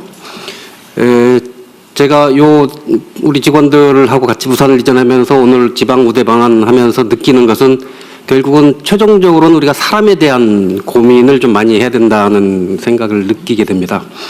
저희 직원들이 단적인 이제 사례로 처음에 간다고 발표했을 때 되게 불안해하고 반발도 하고 그랬습니다만 우리 중앙정부 지원, 지방정부 지원을 두텁게 역대에 없는 전례 없는 그런 지원을 해서 저희 직원들은 어느 정도 생활의 안정을 가지고 있고 이제는 업무에 전념할 수 있는 여건을 만들었고요. 최근에 저희들 이제 해양수산 공공기관 이전을 후속으로 빨리 지금 진행을 하고 있는데 그쪽 직원들이 하는 얘기가 노조위원장님들이 저한테 하시는 말씀입니다. 해수부 직원만큼만 지원해주면 두말 없이 갈게요. 뭐 너무 꿈이 야무진 것 같은데. 그래서 우리가 제도를 설계를 하거나 정책을 설계를 할 때 현지에 계신 분들 어떻게 할 거냐. 그리고 결국은 기업과 기관이 내려와야 되지 않겠습니까? 그럼 이분들에 대한 지원을 어떻게 할 거냐 하는 문제들 같이를 해야 되고요. 지금 해운 기업들을 저희들이 한 30대 기업은 모시고 가려고 지금 얘기를 하고 있는데 조금은 아직은 좀 망설이고 있는 단계입니다. 그래서 오늘 말씀 주신 것처럼 과감한 금융 세제 지원안을 만들어서 우리 재경부 금융위 등과 협의를 해서 보고를 드리도록 하겠습니다. 하여간 그런 과정을 통해서 해운기업, HMM뿐만 아니라 관련 기업들이 같이 부산에 가서 직접 할 수 있도록 저희들이 적극적으로 추진하겠다는 말씀 드리겠습니다. 해수부 직원들은 지금 부산으로 자기 바꿔서 가겠다는 사람이 160명이 넘게 대기하고 있다는. 그건 아주 초창기 얘기고요. 네. 실제로 한 20명 정도가 1대1 교류를 했고. 네. 아니, 한국 희망자가 그렇게 많다던데. 올 뿐요. 바꿔서 부산으로 가고 싶다. 아무나 받지 않습니다. 엄청나게. 그 해수부를 부산으로 옮겨서 실제로는 예측했던 그 이상의 효과가 있어요, 보니까. 있어요. 그래서 저기 농식품부를 광주로 보내달라고 그러고 아마 이 얘기하고 나면 강원도는 관광도시니까 문체부를 강원도로 보내라 그러고 이럴 것 같아요. 그래서 다시 한번 명확하게 말씀을 드리는데 미리 제가 해수부 옮길 때도 얘기한 거예요. 유일한 예외다. 그거는 북극 항로 개척이나 아니면 워낙 중요한 의제였기 때문에 해수부만 정부 부처 중에 해수부만 유일하게 예외적으로 부산으로 나머지는 없다. 그건 행정도시를 만들어 지금 서울에서 세종으로 옮기고 있는데 거기서 또 딴 데 옮기고 그러면 되겠어요. 그래서 나중에 다 찢어져가지고 온 나라에서 지금 국무회의하게 생겼어. 그러면 안 되고 그거는 유일한 예외였다. 다시 한번 제가 분명히 말씀드립니다. 그런 건 없어요. 추가의 정부 부처 분산은 없다. 정부 부처들은 모아놔야 돼요. 모아야 일 회의라도 하지요. 지금 농축신부 저 광주 갔다 어떻게 언제 올 거야 지금. 협의도 안 되고 그러면 안 됩니다. 네. 자 시간이 많이 지났으니까. 저 대통령 지방 우대 정책에 대해서 법도 있고 정책도 있는데 헌법에는 지방 우대 정책에 대한 조항이 없습니다. 그래서 저희들이 채용을 이래 할 때 보면은 늘 수도권에 있는 학생들이나 취업자들이 지역 인재 할당제를 하게 되면 꼭 평등 조항 가지고 헌법 소원을 들어옵니다. 차제 모두의 그 헌법 전문 개정 말씀하셨는데 헌법 개정하실 때 지방 우대 조항을 확실히 헌법에 못 받는 것도 한번 고려해 주셨습니다. 그거 쉽지 않습니다. 그 전에 하여튼 이 아동수당 지방에 더 주자 그것도 지금 국회에서 반대해가지고 한참 묶여가지고 안 됐었죠? 통과됐습니다. 통과됐지. 예, 본회의 통과돼서 이제 4월부터 예, 소급 지급. 어제는 그게 안 하는 걸로 지금 합의까지 됐었던 거 아니에요? 소위에서. 소위에서는 이제 1년으로 유예해서 평가하고 보자고 했는데요. 그리고 이제 지역사랑 하여튼 그렇습니다. 지방에 지원하자 그러면 또 그 반대하는 사람도 있어요. 하여튼 그건 그렇고. 자, 다시 지금 행사가 있습니다. 빨리 지나갑시다. 이상으로 토의를 마치고 부처 보고가 있겠습니다. 첫 번째 국민성장펀드 추진 현황 및 향후 계획에 대해서 금융위원장님 보고해 주시겠습니다. 간략하게 핵심 위주로 보고해 주시죠. 네, 금융위원장입니다. 국민성장펀드 추진 현황 및 향후 계획 보고 드리겠습니다. 국민성장펀드는 첨단 전략산업을 둘러싼 글로벌 기술 투자 전쟁에 대응하여 대규모 민간 합동자금을 조성함으로써 한국 경제 향후 20년을 책임질 미래 성장 동력과 관련 생태계에 집중 지원하는 초대형 국가 성장 프로젝트라고 할 수 있습니다. 개요 먼저 보시면 이제 규모입니다.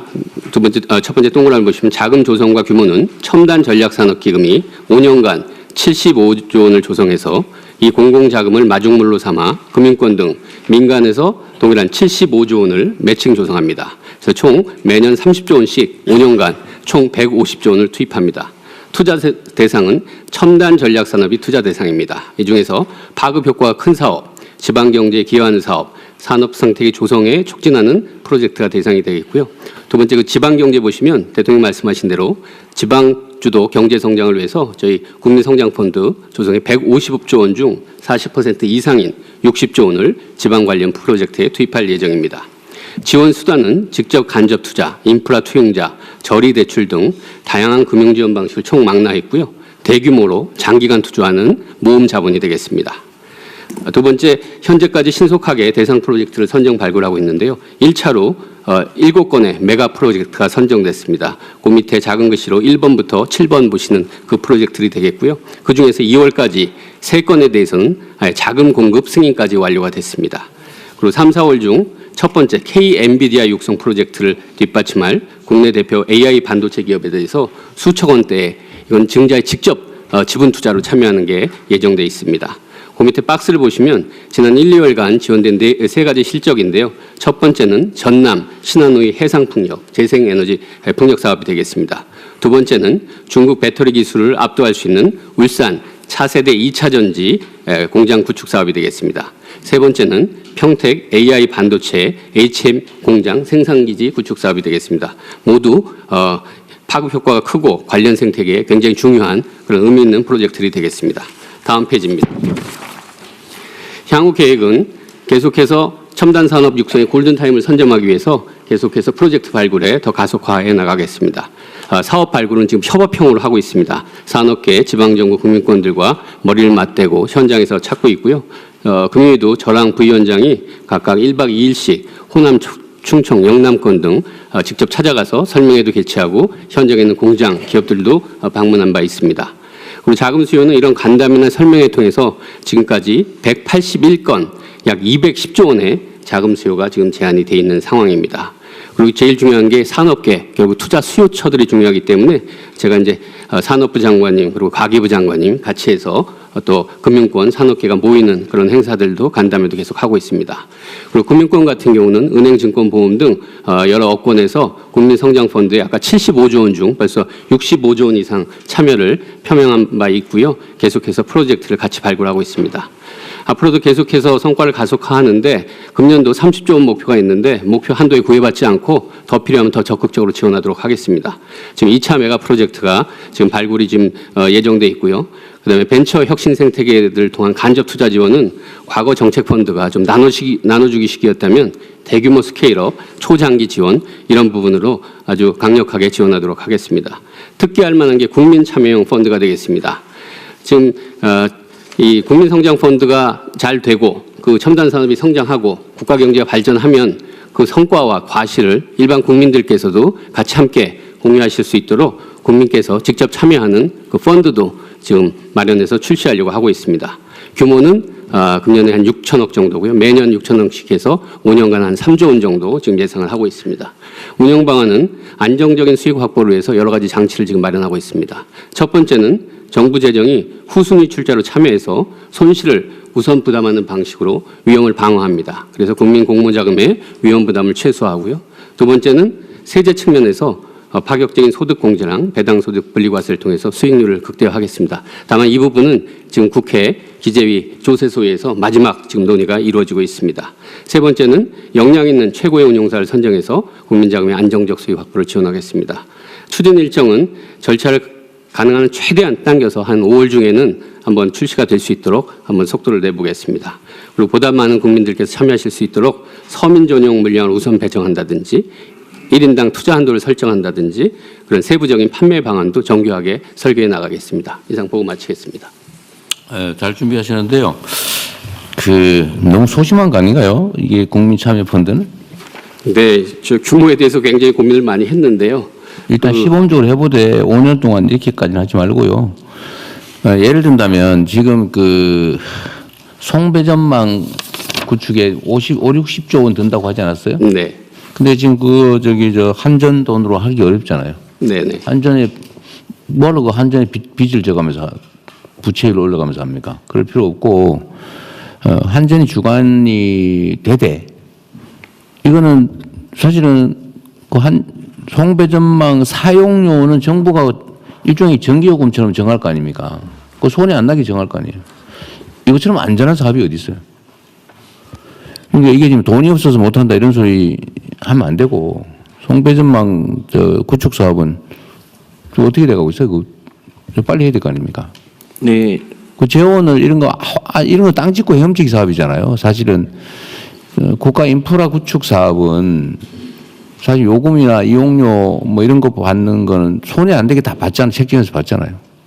심지어 정부가 재정으로 수익을 보전해 주기도 하잖아요. 꼭 필요한 경우는. 이렇게 하면 그 투자 자본은 괜히 누가 빚져가면서 회계상 부담을 져가면서 할 필요가 없을 것 같고, 이런 거에 국민들이 참여할 수 있게 해주면 지금 시중에 지금 투자할 돈이 넘쳐나는데 그런 것도 흡수도 좀 하고 좀 빨리 신속하게 하고 좀 그랬으면 좋겠는데 상의 안 하세요? 네, 했습니다. 근데 아마 지금 이거는 돈 문제보다도 송배전은 한전이 그런 걸 할 때 민간 자금을 지금 사업권들을 한전한테만 독점적으로 주는 부분이 어떻게 돼요? 한전은 그 기업 경쟁력이 있어서 그동안은 싼 이자를 받아서 쓰고 있었는데요. 뭐 핵심적으로는 지금 민원 때문에 사실 잘 안 되고 있긴 합니다만, 기왕이면 햇빛소득, 바람소득, 개통소득 해서 그 이익이 국민들에게 돌아갈 수 있도록 금융이랑 잘 설계하도록 하겠습니다. 그러십시오. 그리고 지금 송배전망이 전북, 충청 거쳐서 올라오는 거는 지금 저항이 심해가지고 쉽지 않을 겁니다. 앞으로. 그거 쉽지 않을 거 아니에요. 그래도 어쨌든 뭐 해상 송전망을 지금 만든다는 거고, 해저 송전망. 근데 육상 송전망은 지금 그 민원이나 아니면 지역 입장에서 자기 지역 지나가면서 땅도 못 쓰고 그 허용하기 쉽지 않을 건데, 수도권이 결국 전기 부족 현상이 발생할 거 아니에요. 그래서 원래 육상 송전망이 6개 정도 됐었는데요. 그것의 상당 부분을 해상으로 돌려서 최소화 한 건데요. 그 송전망이 지나가는 지역에 햇빛 소득 마을을 우선 지원하고 그 아주 가까운 지역에 참마라 그러게.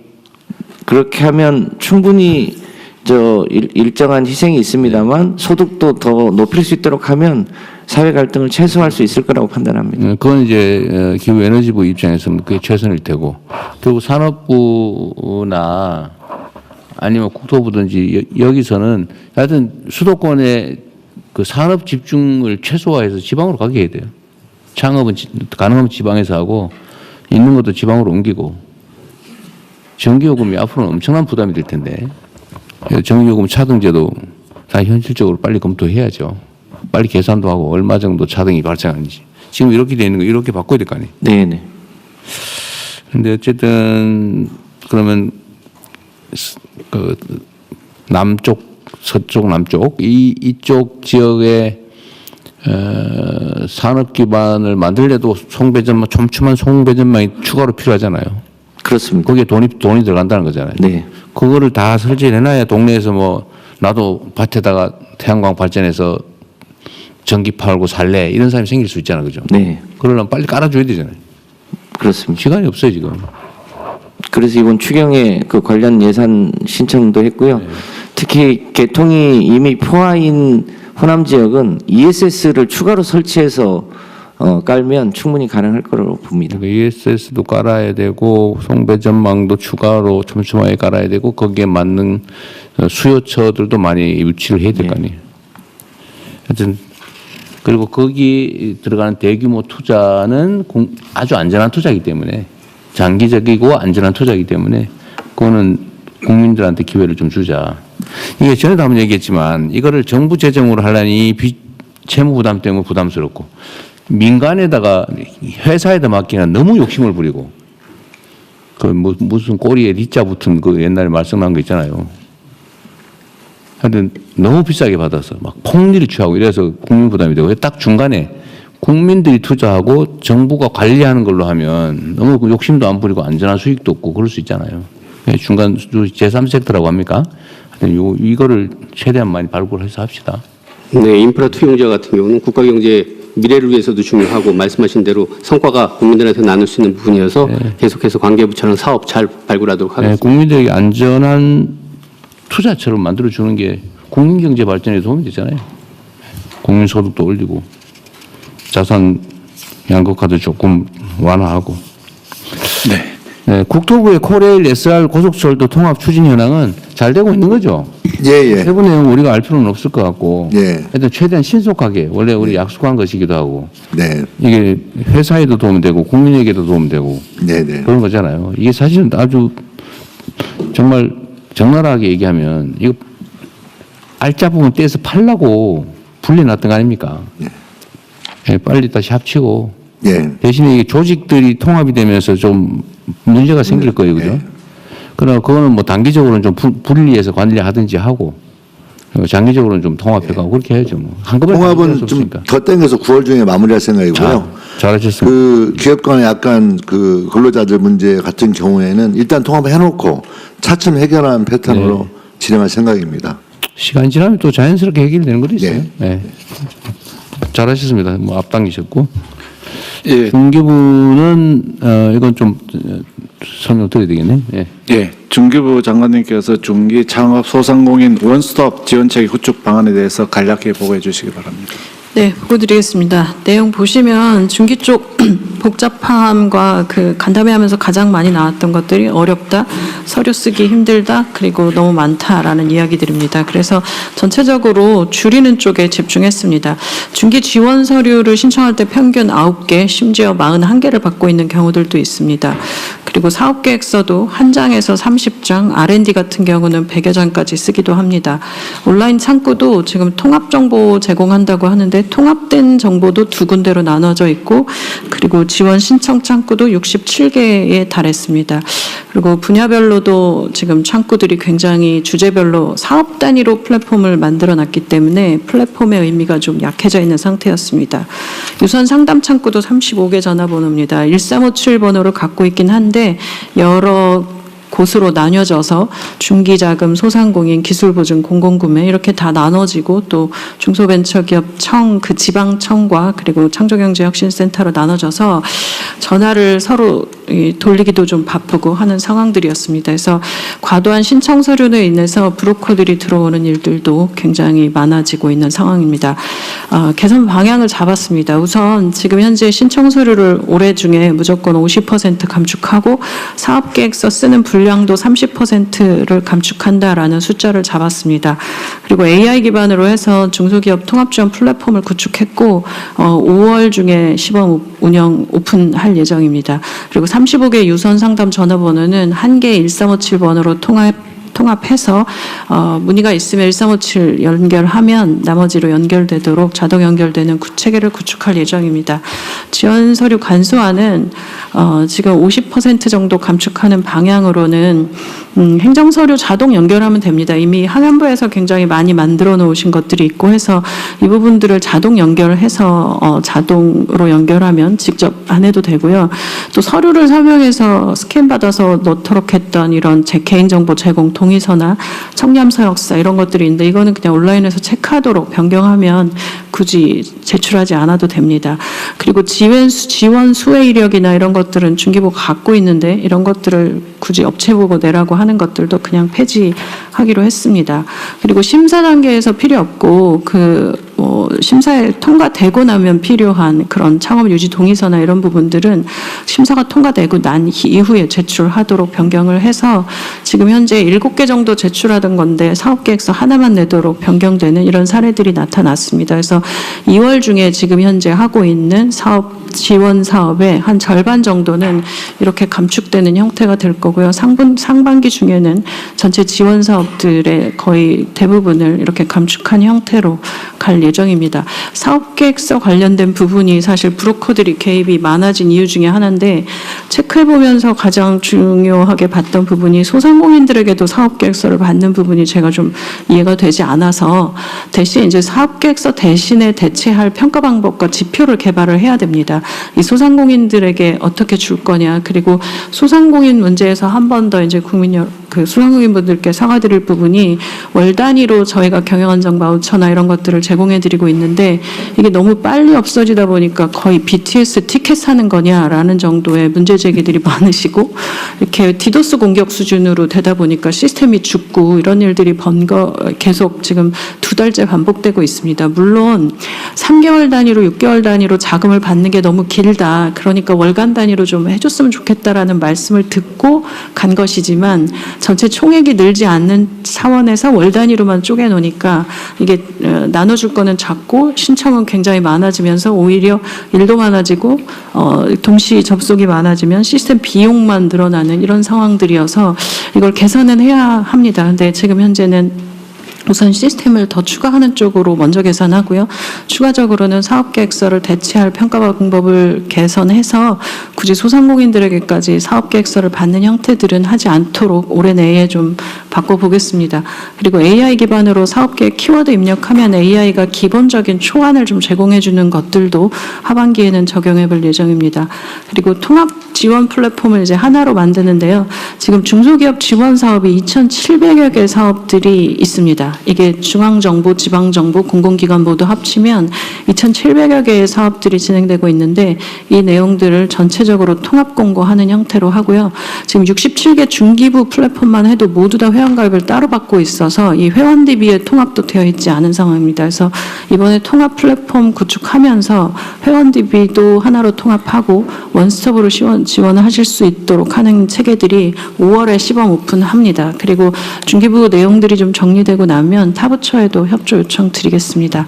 AI 기반으로 맞춤형으로 해서 내가 어떤 사업들을 받을 수 있는지를 지원 사업 받을 수 있도록 하고 대화형으로도 상담 서비스 하는 거는 올해 안에 구현하겠습니다. 아까 말씀드렸던 1357로 전화번호 유선 상담 통합하는 것은 밑에 보시면 내용들 구조가 되어 있습니다. 올해 안에 좀 개선해서 전화 거실 때 1357만 외우면 지원 상담 받으실 수 있도록 바꾸겠습니다. 그리고 부처 협조가 있습니다. 17개 중앙부처에서 하고 있는 이 관련 사업들이 있는데요. 일단 이번에 중기부 정리하고 나서 나머지 사업 부분들에 대해서는 각 부처에 협조 요청 드리겠습니다. 그리고 중기부의 서류나 사업계획서 분량 감축 그리고 신청 창구들 연결하는 사업들까지 해서 중기 통합 지원 플랫폼 만드는 일들이 올해 집중적으로 지금 추진하고 있는 상황입니다. 다음 페이지는 전체 지원 사업 현황들이 있습니다. 네, 이상입니다. 네. 어쨌든 잘 챙겨주시고요. 하여튼 너무 많아. 뭐가 이리 많은지 모르겠어요.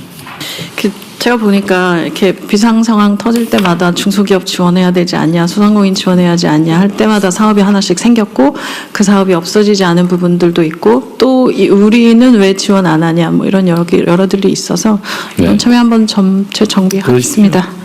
내가 좀 헝클어진 머리 빗듯이 싹 빗었으면 좋겠어요.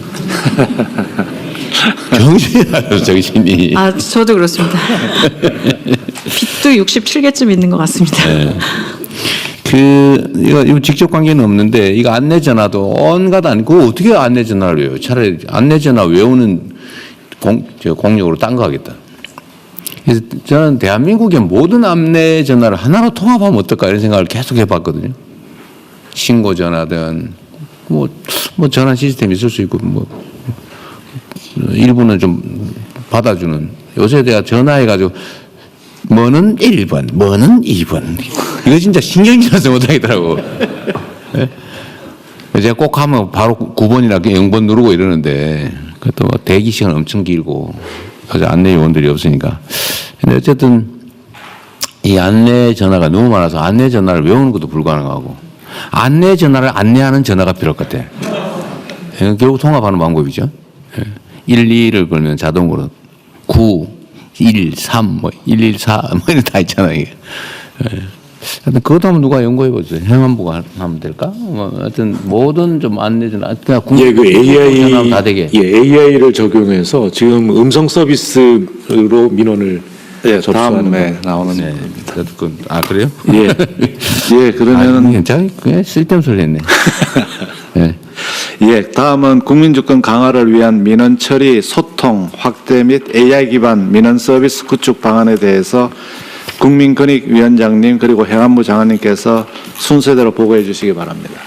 네, 먼저 민원 처리 소통 확대 방안에 보고 드리도록 하겠습니다. 처음 나타나신 분. 예, 그렇습니다. 예, 국민권익위원장이 임명된 정일현입니다. 3월 4일 임명됐으니까 지금 2주가 조금 넘은 것 같아 보입니다. 열심히 하겠습니다. 네, 이제 열심히 하나 한번 볼게요. 네. 예, 보고 드리도록 하겠습니다. 네.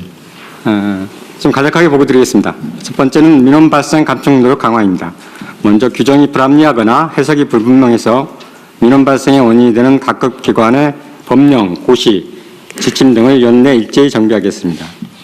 국민신문고 민원 빅데이터 분석으로 확인된 단기 급증 민원 등 빈발 민원에 대해서는 주무부처와 관계부처가 TF를 구성하여 조기에 대응하도록 하겠습니다.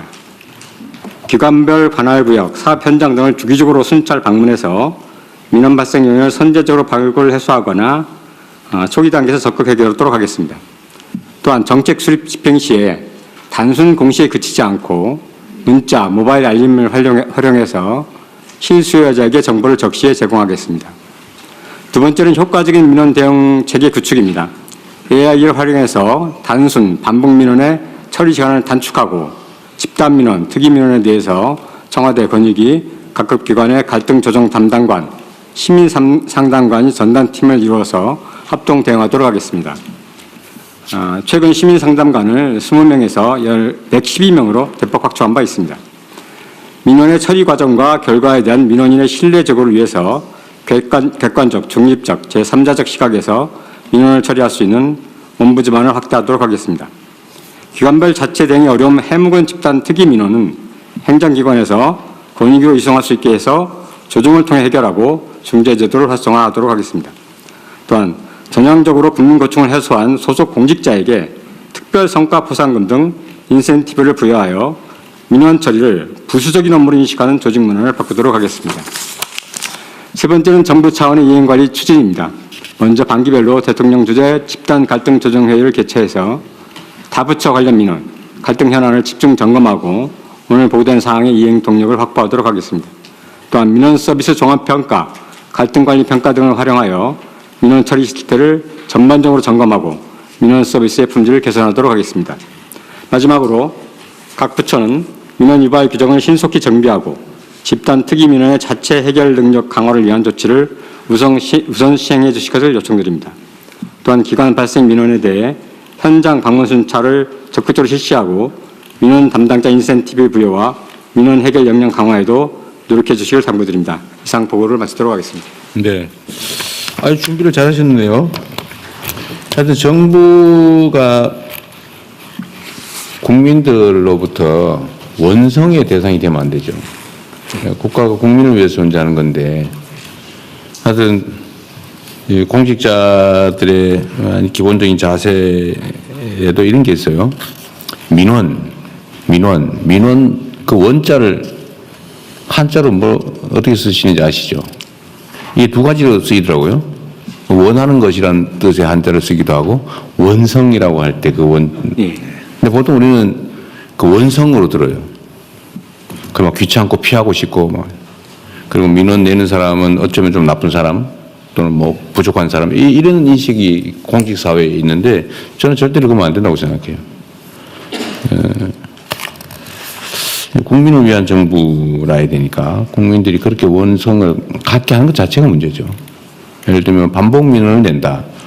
반복 민원 낸 사람이 잘못이라고 보통 생각하지만 그래서 사실은 초기에 충분히 설명하고 처리해 줄 거 하고 안 되는 이유 제대로 설명하고 진지하게 공감하고 눈높이 맞춰서 정말 소통하고 공감해 줘서 그러지 않거든요. 포기시켜야 되거든요. 근데 그거 함부로 그냥 이거 안 되는 건데 이렇게 집어 던지니까 또 화가 나가지고 던졌다고 그다음에 민원 내고요. 그 처리한 사람은 직무유기했다고 또 민원 내고 이러면 막 산더미처럼 늘어나서 나중에 평생 그것만 하고 살아요. 공동체도 괴롭고 본인도 안타까운 삶을 살게 된 경우가 상당히 많습니다. 내가 보기에는 아마 수십만 명이 그러고 있을 가능성이 있어요. 어쨌든 이거를 끊어야 됩니다. 국가적 에너지 낭비를 줄이기 위해서도 끊어야 되고 그러려면 사명감 가진 전문가가 필요해요. 이게 민원을 들어주고 조정하는 것도 이 아무나 막 하는 게 아니고 인내심이 있고 애정이 있고 실력이 있고 이런 사람이 충실하게 해줘야 되거든요. 근데 그 전담 인력도 당연히 있을 테고 각 부처 갈등 조정 담당관 지정하라고 했다는데 이 날짜 정해가지고 안 하면은 저한테 얘기하세요. 시행한 다음에 알겠습니다. 취합하시고 교육도 시켜야 되잖아요. 먼저 좀 입법적인 해결이 좀 돼야 되겠어서요. 그 부분에 관해서 개정안이 좀 올라가 있는 상태입니다. 하여튼 민원이 없을 수는 없는데 민원이 악화되지 않게 하는 건 우리의 몫이죠. 잘 알겠습니다. 좀 각별히 신경 써주시기 바랍니다. 예, 그러면 이상 네 건 행안부 행안부 보고. 뒤에 아차. 제일 중요한 게 두 부처 보고 있다고 말씀하셨는데. AI 감정이 안 좋은 거 아니에요? 저희 사이 좋습니다. 사이 좋아요. AI 기반 민원 서비스 구축 추진 상황을 보고드리겠습니다. 먼저 민간 플랫폼을 이용한 AI 국민비서입니다. 네이버, 카카오 등 민간 플랫폼의 자원과 기술을 활용해서 간단한 대화로 주민등록 등본, 사업자 등록증 등 100여 종의 민원 서류를 발급받거나 주민센터 강의실, 한전 테니스장 같은 이 공공시설, 체육시설 같은 것을 1,200개 예약할 수 있는 서비스가 3월 9일부터 시범 서비스로 개시 운영 중입니다. 다음은 이 정부 민원 플랫폼을 이용한 AI 정부24인데요.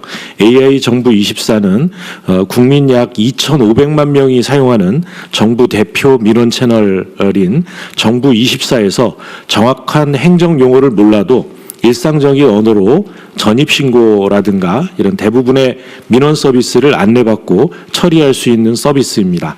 정부 24에서 제공하는 1만여 종의 민원을 안내할 수 있어서 이 역시도 3월 9일부터 시범 서비스가 운영 중에 있습니다. 잠깐 시연 영상을 통해서 설명드리겠습니다. AI 국민 비서는 보여드리겠습니다. 다음 페이지입니다. 앞으로는 지금 보신 이 대화형 민원 서비스를 음성으로 가능하도록 이 준비해서 올해 말까지 음성 서비스가 제공됩니다. 국민들께서 여러 기관에 신청하는 불편함이 없이 한 곳에서 신청받아서 처리하는 이런 복합 민원 원스톱 서비스도 제공해 나갈 계획인데요. 좀 전에 중기부 장관님 말씀하신 것처럼 중소기업 통합지원 플랫폼이 시범 실시되는 5월부터는 식당이나 미용실 창업 시에 시청, 세무서 등 여러 기관을 방문해야 되는 대신에 정부 24에서 원스톱 민원 신청이 가능해집니다. 지금까지 예를 들면 일반 음식점 창업 시에는 최대 9개 기관을 8번 방문해 오셨습니다. 이것이 이 온라인을 통해서 원스톱 1회로 가능해집니다. 또 10월에는 복지부의 시스템인 복지로 시스템이 준비돼서요. 임산부 교통비 지원 같은 신청 요건을 충족하는 혜택이 있으면 시스템이 미리 알아서 그 대상자에게 혜택을 알려드리고 그것을 바로 그 자리에서 신청하실 수 있도록 안내하는 자동 신청 서비스가 도입되겠습니다. 앞으로 각 부처의 AI 민원 서비스가 정리가 되는 대로 계속 이 서비스를 확대해 나갈 계획입니다. 아울러 권익위에서 보고드렸듯이 국민신문고 질의에 대해 AI가 답변을 추천하고 빈발 중복 민원을 처리하는 이 국민신문고 AI 서비스도 2월부터 제공되고 있습니다. 국세 분야에서도 AI 챗봇 상담 가능해지도록 준비하고 있습니다. 각 부처별로 추진하고 있는 이런 AI 민원 서비스를 통합해서 한 곳에서 신청, 발급, 혜택 알림 등 모든 민원 서비스를 제공하는 AI 통합 민원 플랫폼을 구축하겠습니다. 예, 이상입니다. 우리가 모르는 사이에 그 인공지능이 엄청나게 생활 속으로 많이 들어와 있죠.